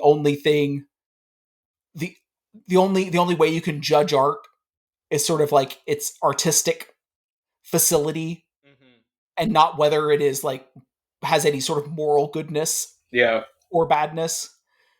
Um, because there obviously has to, like, even if there isn't obviously morally bad art, and there has to be like there's obviously morally bad art Yeah. that's even if all that art also happens to be bad art, like maybe you could convince me of that, like it still is morally bad. And then you go back to the problem, which Maximus rejects numerous times. You go back to the problem of God is somehow the author of evil if there is an eternal logos for evil artifacts. So instead, it suggests that actually human beings have some sort of capacity um, through imposing the tropos on the logos of like existing substances, whether those substances are intelligible or sensible. Mm-hmm. Because a novel, I mean, yeah, obviously there's a sensible aspect to the novel. There's the words on the page or the screen, um, but it's primarily a product of sensibility. Mm-hmm. Um, and like this actually seems to be the philosophical basis for what J.R.R. Tolkien just sort of intuited as an artist and called subcreation. Like that is actually like, yeah, human beings are also, that is one of the ways in which they're made in the image of likeness of God, is that they actually get Right. to create new things. Yeah, I mean, well, God told Adam to name the animals. He didn't say give them this specific name, Yeah, when you name them, right? Like in a way, like humans in that sense were kind of created as co-makers. yeah, yeah. And I mean, and the it is like sometimes I think people draw the wrong conclusion from this particular thing, but like what is almost the first thing that human beings do after the fall, which is they make a technology. They make clothes. Um, because they're naked and ashamed. Yeah. Mm-hmm. Um, which I think there's like yeah, there's a deeper theological meaning to that. Like we are aware of our insufficiency and our guilt and our relationship to the world around us. And we do indeed try to bridge that with technology. Mm-hmm. Mm. Um, and I've been thinking a lot recently about this nature of, okay, well, what if we accept, bracket away Christianity for a moment? Let's just say that we accept, okay, yeah, there's a first mover that also is eternally reason, that all existing things have some fragment of that reason Mm-hmm. as providing their ultimate end. um, and that reason manifests itself in language, which is sort of the sensible clothing by which reason can be expressed. Yeah. Um, what type of technology is an LLM? It's easy to go, oh, it's just autocomplete, Mm-hmm. because it kind of is a highly sophisticated autocomplete. Uh, but it does in a way, like, but there are ways in which it mimics Yeah. It's a the mirror. structure. It mimics the structure of reason. Yeah. Yeah. It, like, at some point, autocomplete becomes a task very like reasoning. Yeah. Yeah. It Um, produces reason. Yeah. yeah, or it It produces not to. something that we can interpret as Yeah. reason. Yeah. Yeah. It's like, Yeah. You I mean, wouldn't like, call it reasoning, right? yeah, But because, like, one of the things I kind of enjoy doing, even though from a scientific point of view, this is kind of worthless. Um, so I found that Gemini 2.5's research mode mm-hmm. is actually particularly good. Um, and if I it's very good at, like, assembling a list of sources on a complex topic for me and then summarizing those sources in such a way that I know which ones I want to look at. Mm-hmm. Um, but I sometimes watch its reasoning, its thinking process as it's going. And the reason why is, like, it's actually useful for debugging the process when something is seen to have gone wrong. But the funny thing about it is it's useful for that task, even though that thinking actually doesn't represent what the LLM is doing at all. Like, Yeah. that is also this, like, weird epi phenomenon that the LLM is also generating in the same way that might not represent the actions going on to provide the actual result Yeah. that you Yeah. have. But for whatever reason, it also usually provides you with guidance on how to improve the prompt. Mm-hmm. Um, so it's obviously operating in this way completely unlike human reason. Um, because it is more mathematical. I mean, we've discussed Newman, we've discussed Polanyi. Like, it's very, very hard to reduce human reasoning to rules. Yeah.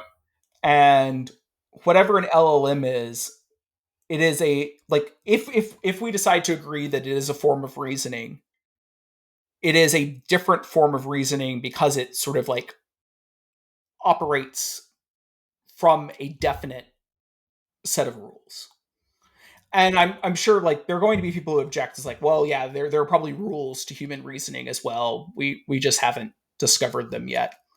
Uh, but every attempt to, like, perform that reductionism has been uh, woefully Yeah. inadequate, um, so far. And, it's not to say that it's impossible. Um, but Well, yeah, like, the what rules is in the the, case of the LLM are the rules yeah. on the output level, But right? but I do think that there is something philosophically interesting about LLMs, because for the first time, we have really made a technology that is, in some sense, really in our own image and likeness. Mm-hmm. Um, you know, the classical argument is like, no, the first time we did this was, like, when the ancient Greeks invented anatomically accurate sculpture. Mm-hmm. And yeah, there's that's a tremendous achievement in one of the great flowerings of human invention. But it's something very, very different from creating a machine Yeah, it's not cognitive. in the likeness of human reason to some extent. Yeah. Um, and it is in the likeness of human reason in a way completely other than computing was before, because it seems to operate to us in terms of our natural language. Mm-hmm.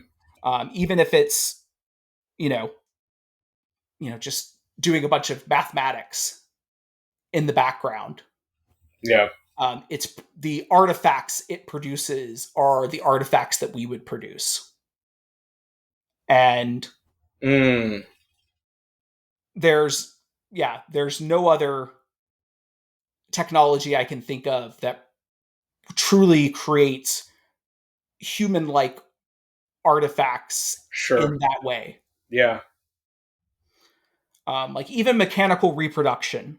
Um, um, it's interesting because so much thought was exhausted in the 19th and 20th centuries about, well, what is the meaning of mechanical reproduction? Like, what does it mean to be a craftsman anymore in the age of technology? Um, what sort of end, like what sort of ends does our ability to create mass technology create? Yeah. Is there a morality implicit in our technical achievements? And I think those are all great and wonderful questions that people were right to ask. And I also think it pales in comparison to asking that question about LLMs. Yeah. Sure. Because there is this real danger of people offloading the most uniquely human thing to a machine. Mhm. Like the LLM can be a partner, and like that would be the proper end of it as a technology. But there, you just have to look at all the ways in which it's so easily perverted.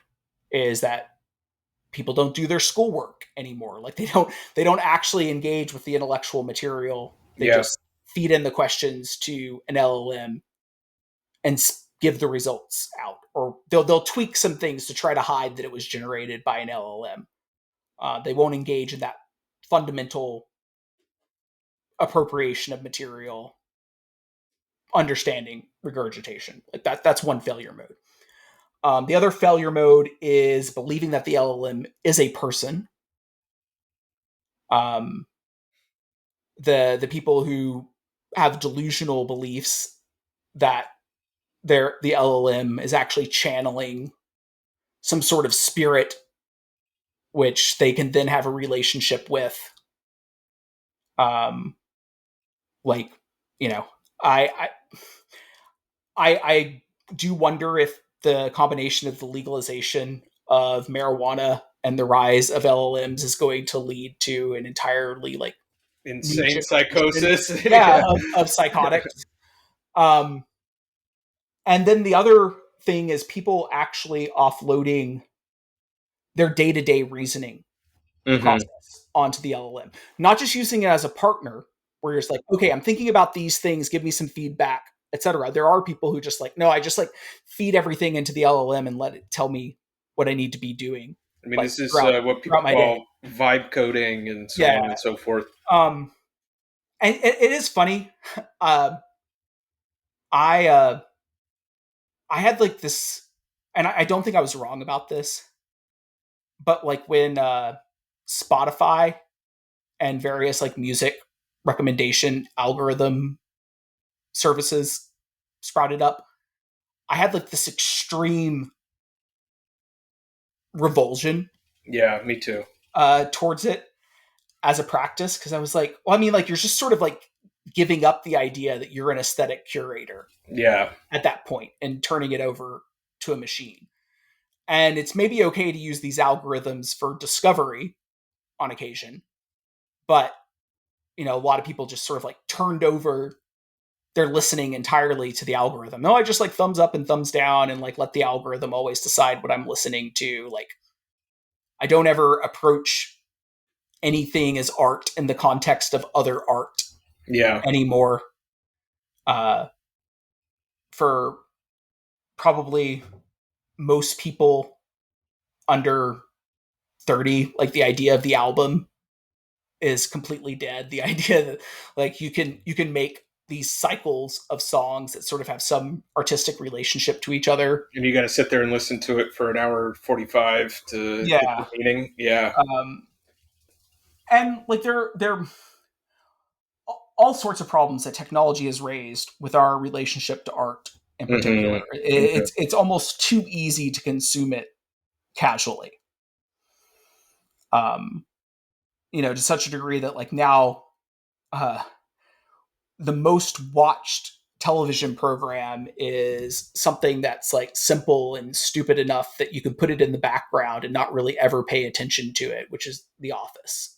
Oh, Like, yeah, it's like this is now how people consume art is like as an adjunct yeah. Yeah, I see. to doing other things. Like art rarely exists on its own Something to be anymore. And appreciated on its own. Yeah. yeah, and you also see this um, in the way that people experience art as well.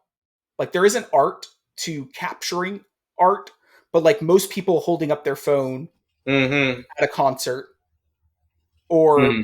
there have been numerous photos and discussions about the fact that now at every papal audience you can hardly see what's going on because everyone's holding up their phone. Like Yeah.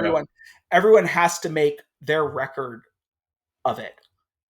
Um and like those records are like mere recording is not artistic production. It's something else. And it's not saying that mere recording never has its place. Um but we provide it with like we give it, there's too much credence we give to mere recording.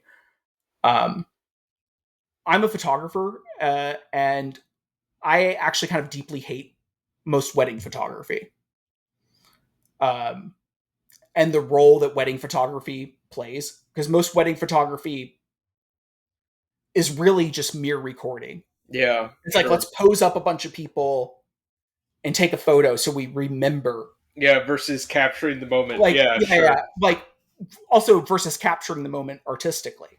Yeah. Um, I would much rather, and like people get these wedding albums that have hundreds, sometimes thousands of photos. Most of them of, you know, no value other than like some sort of sentimental value. Yeah. And then That you like, have the is the object. sentimental value would be sort of equally evoked by like 5 to 10 artistic photos, Yeah. and Of the then wedding itself. Yeah. the Yeah. memories, like, and human memory is like, to me it's also a relational act, Hmm. and it's relational with yourself as well. Like, it's kind of a truism at this point. It's like, you don't remember things as much as you like remember the process of remembering them over and over and over again. um which is also like a truth that I think is like you can notice just by self-observation. Hmm. Because I remember having this realization when I was like a little kid. Because I was like, I remember my second birthday, but then I had this realization that I wasn't remembering my second birthday. I was actually remembering like the last time I remembered Oh, remembering I my second see. birthday. Yeah. Like, I actually remembered the event of like where I was having the memory. And then I was like, well, then obviously, like, maybe I don't really remember my second birthday. I just like remember this time that I remembered it. So like there's this relational aspect to memory, and Mm. there's also a community relational aspect. So to take the idea of the wedding, there's like a memory of the wedding that exists for like the persons who are married, the guests, everyone, that sort of like is some sort of collective formation. And the prevalence of like over recording those moments sort of like lets like this apparent objectivity trump the collective Yeah. effort of forming a memory that happens in relationship with other persons. Sure. Yeah. Um, and And you see this, like, a lot of people now will admit that they extensively engage with their own lives in, like, sort of a prompting by social memory, social media, of like Facebook, on this day. Yeah, 1 year ago. Yeah, like, you took this photo. And it's not to say like that's inherently bad, but there's like all these questions that happen even before LLMs about like the proper relationship of ourselves to like the technology that we have on hand Yeah. and the degree to which um my question is always, all right, when you're looking at a given technology, is your use of it making you more yourself, Hmm. or is it making you less of yourself? um because like that's the vision that I see in Maximus. It's like, okay, so there's this ever moving rest and there's this telos. So in a way, your vocation is like, yeah, there's this cosmic thing, there's the relation of yourself to others, the relation of yourself to the rest of the created order, the relation of yourself to God. But in a way, like your most fundamental duty is just to become who you are. Yeah. Um, and that is the meaning of human existence. It's like you have some sort of proper person that you are supposed to be. And that's the ethical question that gets raised about technology is, are you using it to offload completely fundamental human characteristics that you should be exercising yourself? Hmm. Are you using it to anesthetize yourself? Yeah. That's another failure mode. Um, are you using it to avoid the proper end of some activity? Um, I know, like, this is going to sound ridiculous, but I think about this e-bikes all the time, and it's partly because it's just a pet peeve of mine because people break the speed limit on my local trail on their stupid e-bikes. Yeah, I've seen it. But e-bikes are great for commuting because, yeah, commuting. The point is to get from point A to point B. But then out on the weekends, you see people like clearly taking these like recreational e-bike rides Rides. Yeah. where it's just like there's no point. There's just like the wandering. And it's like, well, yeah, but like part of the point of the wandering is to sort of like do it under your own power, is to struggle against physical reality, Hmm. because you spend your day, uh, you know, being a computer slave and staring at the screen, and you sit in your chair and you fill out Excel sheets and write emails or like whatever, you know, Yeah, I mean, you're describing my life. yeah, whatever task, like bothersome task consumes you. Like so many of us, like we're very separated from like physical tasks in our day-to-day life. So like part of what you should be trying to do is like put those physical tasks Hmm. back into your life, is to force yourself to sort of confront the elements. And yeah, so I just like turn into this like horrible judgmental person, and I'm like, why the fuck are you riding that e-bike on a perfectly beautiful Saturday afternoon? uh Please pedal under your own power. um I think this is the first time I've heard someone boomer out over e-bikes. but no, like, but yeah, it is like, um for me, like, this is almost like too much of an issue because I sometimes have to convince myself of like what the end Yeah. of some activity is. I had this discussion with my wife very early on in our marriage, and I was like, I genuinely struggle, oftentimes, to do things that I don't understand what the ultimate purpose of them is, which is a failure mode, right? Like you shouldn't be navel gazing that much Yeah. about like what your ultimate task is. Like I recognize that like that's a problem. But that's like in a sense like how deeply rooted like this sort of thinking has become for me. Um and there are good sides to that and bad sides of it. Like, um Jordan Peterson is right. Sometimes you just need to clean your room. Yeah. Uh like it is indeed your purpose in some sense to like keep everything in order. I say as I stand in the midst of my office, which I have still not fully unpacked since moving. And it's interesting because all these ideas, like ethics exists on a continuum with your fundamental metaphysical picture Yeah. of the world. Yeah. And even if you think that it doesn't, it does. I promise you. Um, and there's a truism to some extent. It's obviously not every person who's depressed, but you know, uh, I saw someone tweet recently. It's like, yeah, you aren't depressed. Like you just know that you suck. Like you know that there's something that you're supposed to be doing that you're not doing, Yeah. and that's why um, you dislike yourself. And that's often true. And answer is okay. So like, why doesn't therapy work better than it does? Um, like some modes of therapy work for some things. Like you and I've talked about this. Like cognitive behavioral therapy actually works Yeah. for certain sorts of problems. Um, but you don't even really need a therapist to implement that. And most of them are pretty bad at actually teaching people how to implement CBT What they're actually anyway. doing. Yeah. Yeah.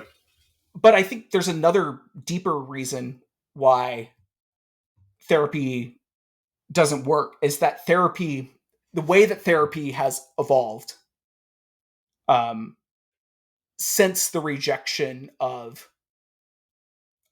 the early schools of psychoanalysis, is therapy has evolved in this way where it tries to be operate in the natural science realm Hmm. and tries to not have stances on metaphysical or ethical issues. Right. And sometimes you talk to people who are really struggling, and it's just like, you just have a bad fundamental vision of how the world works. And it's led you to also then have a bad ethical vision. Right.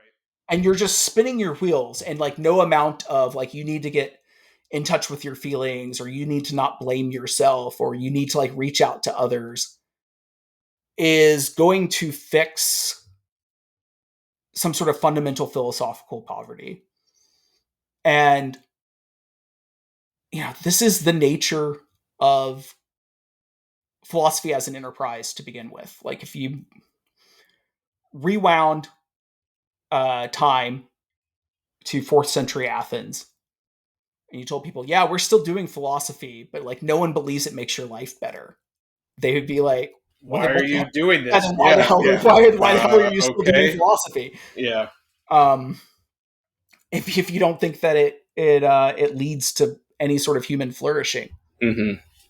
um, and like that's why, like, to go back earlier is yeah, that's why I think like Gregory of Nyssa is right to reject the eternal return as like being so miserable. It obviously cannot be true. It's like, what sort of good, how would that ever contribute Yeah. like ethical like What goodness is ethical in this, right? personal flourishing? Um and the objection is like, well, maybe it's just true anyways, and there's no ethical meaning. And then you're like, all right, well, if that's the case, you're going to be miserable. Like, um, yeah.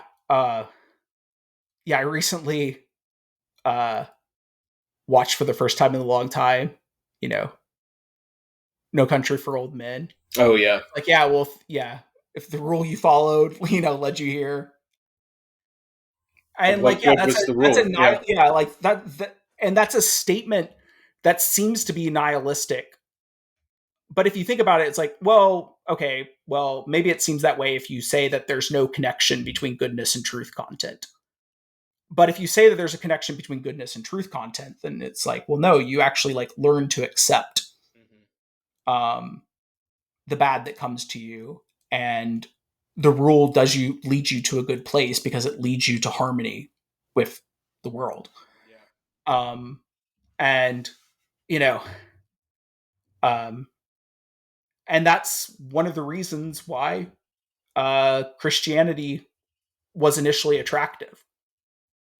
Was um, in a world which had like this fundamental sense that for a lot of people that um, worldview was something about preparation for death and being able to face death with some sort of equanimity, um, and lack of distress, like being able to face it nobly, Hmm.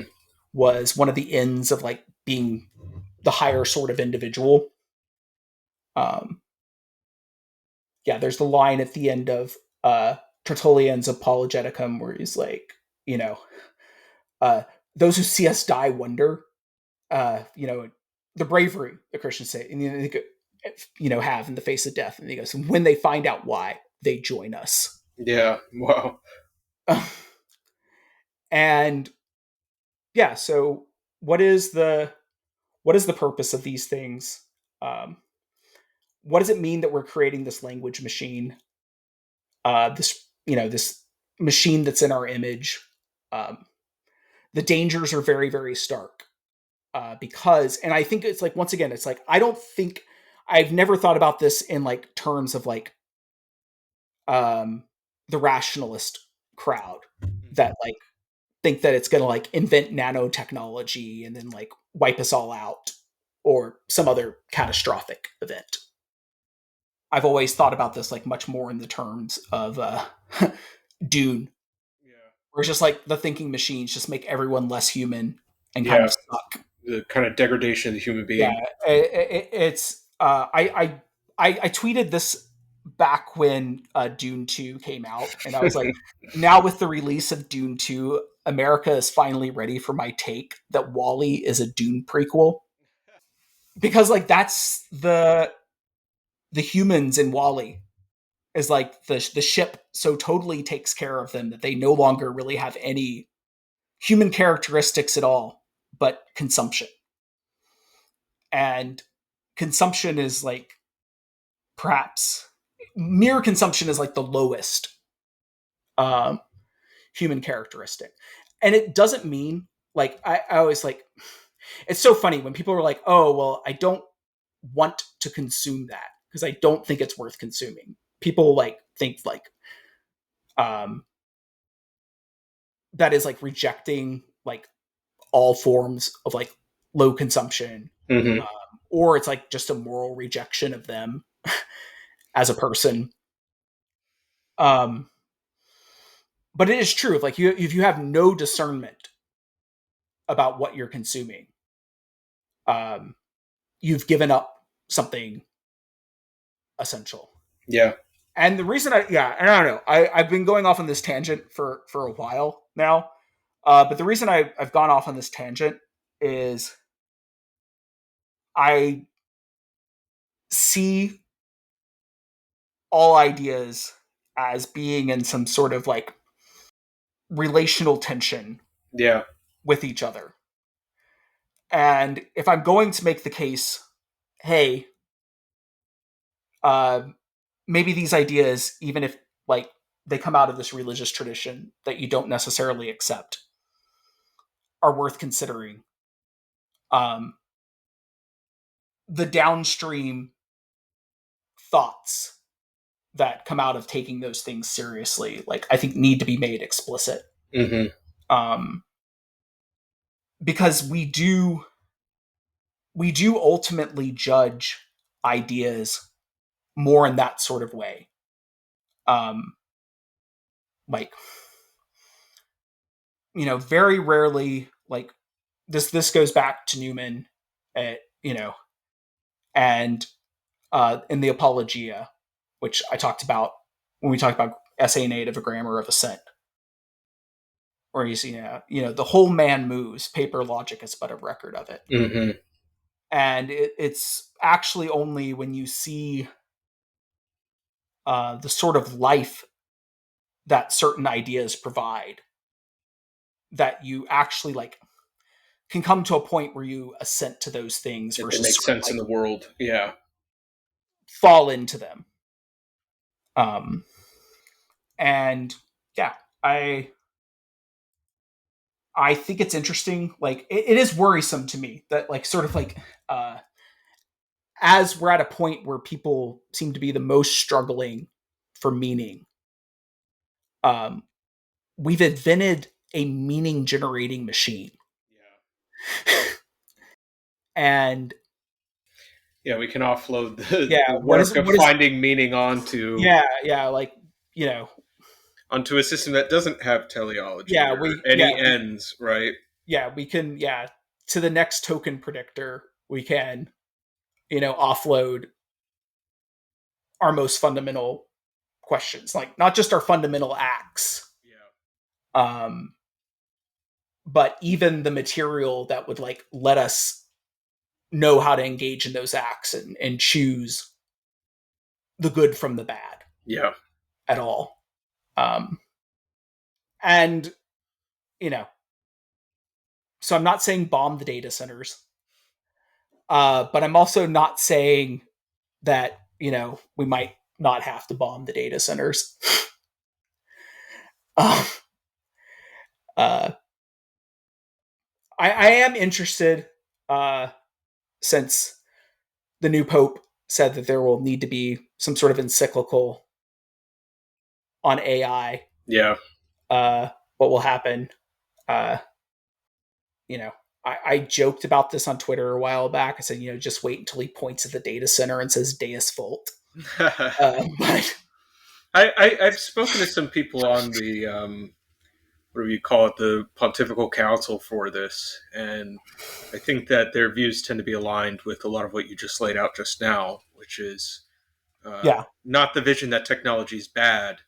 They want to instead, focus on the good things, but give people a reminder that um, as we offload these things, particularly on cognitive tools, right, on cognitive machines, what we are giving up is something human, and so it sucks that the only way that people have appropriately found for dealing with this is some vague notion of virtue ethics, and no one can really decide what is yeah, going to be the policy decision for dealing with these things. Like Dan Dennett said, first of all, if you counterfeit a human, you should go to jail.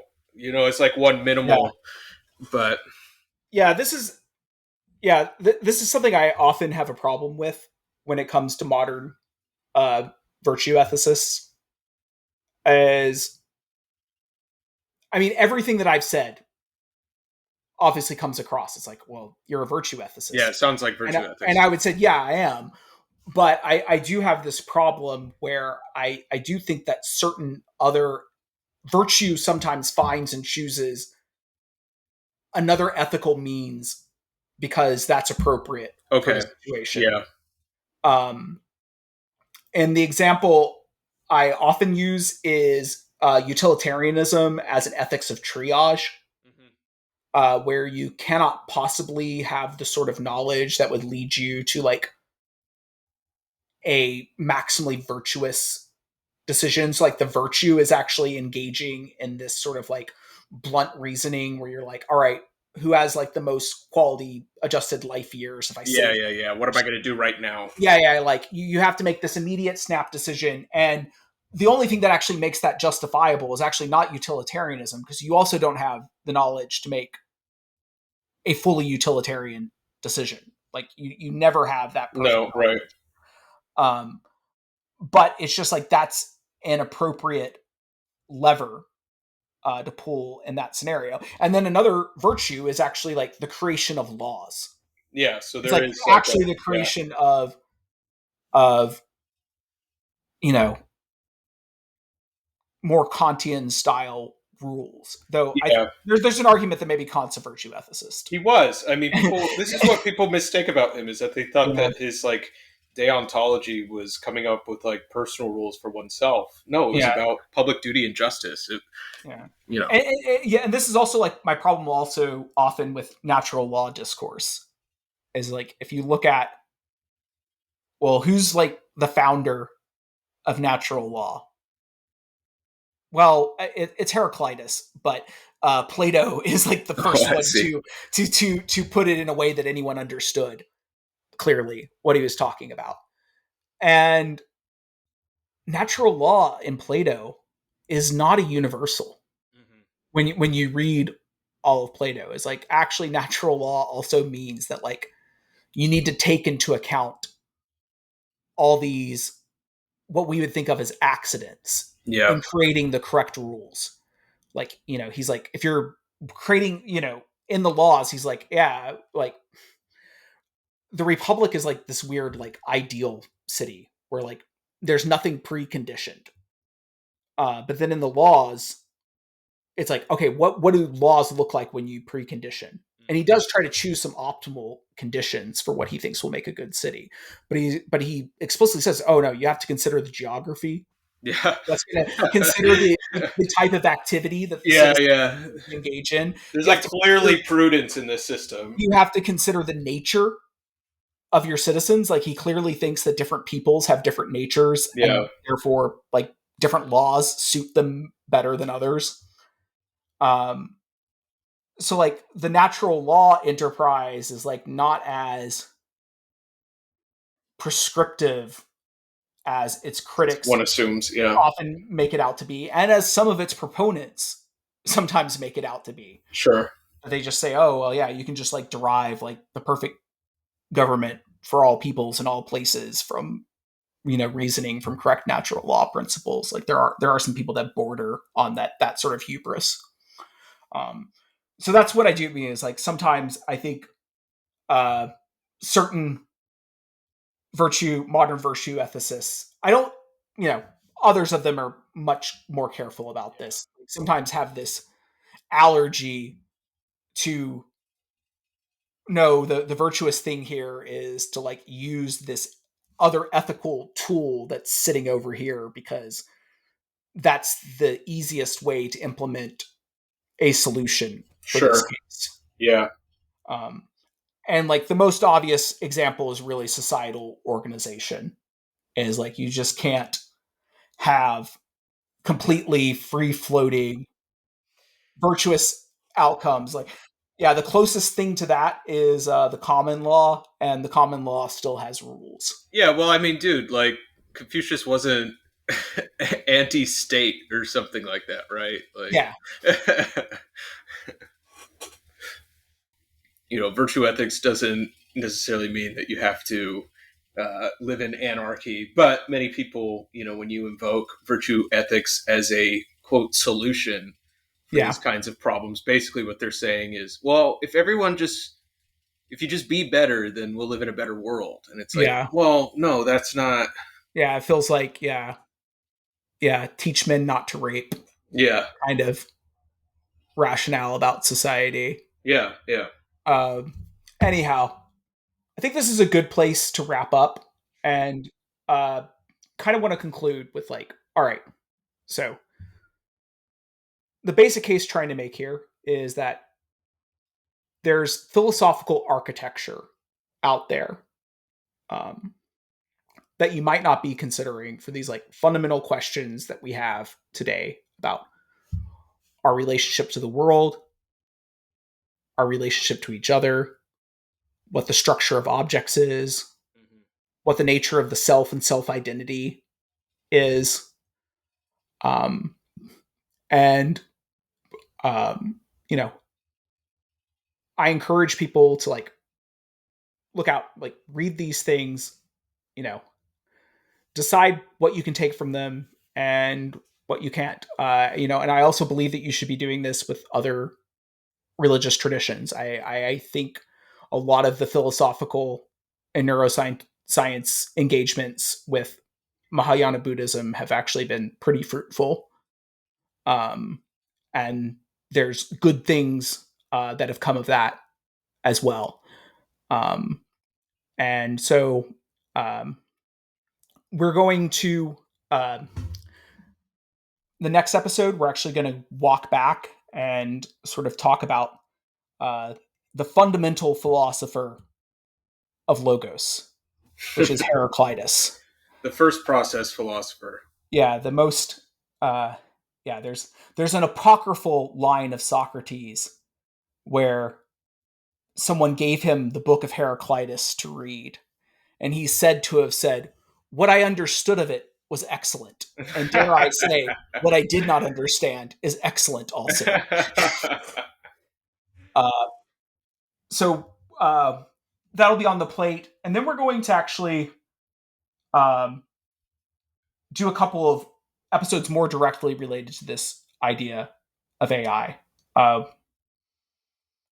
With a friend of ours, going to do an episode about Hubert Dreyfus's "What Computers Still Can't Do."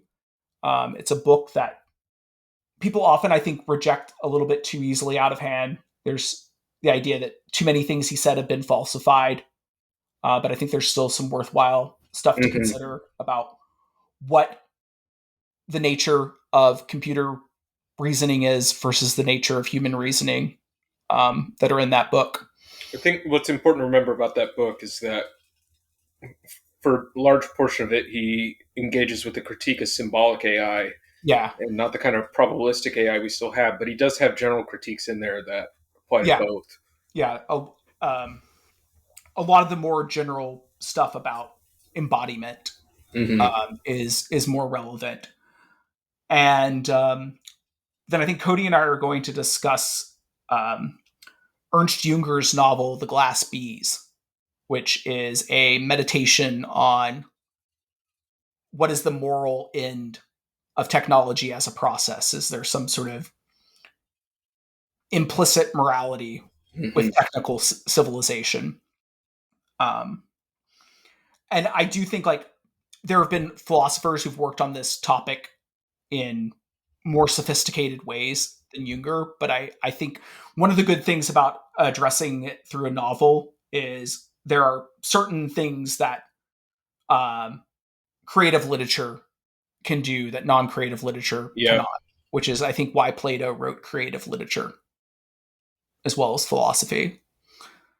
Um, and yeah, so that's the plan for the next month and a half or so. Maybe we'll work in something else. And thank you for listening. If you're listening on YouTube, please like, subscribe to the channel. We're just starting to get some suggestions in from other videos. So people are starting to discover through YouTube. And the more engagement, the more likely that is to happen. Subscribe on the Substack so you can get email updates. Possibly some other essays might go up there. And thanks. And thank you, Cody.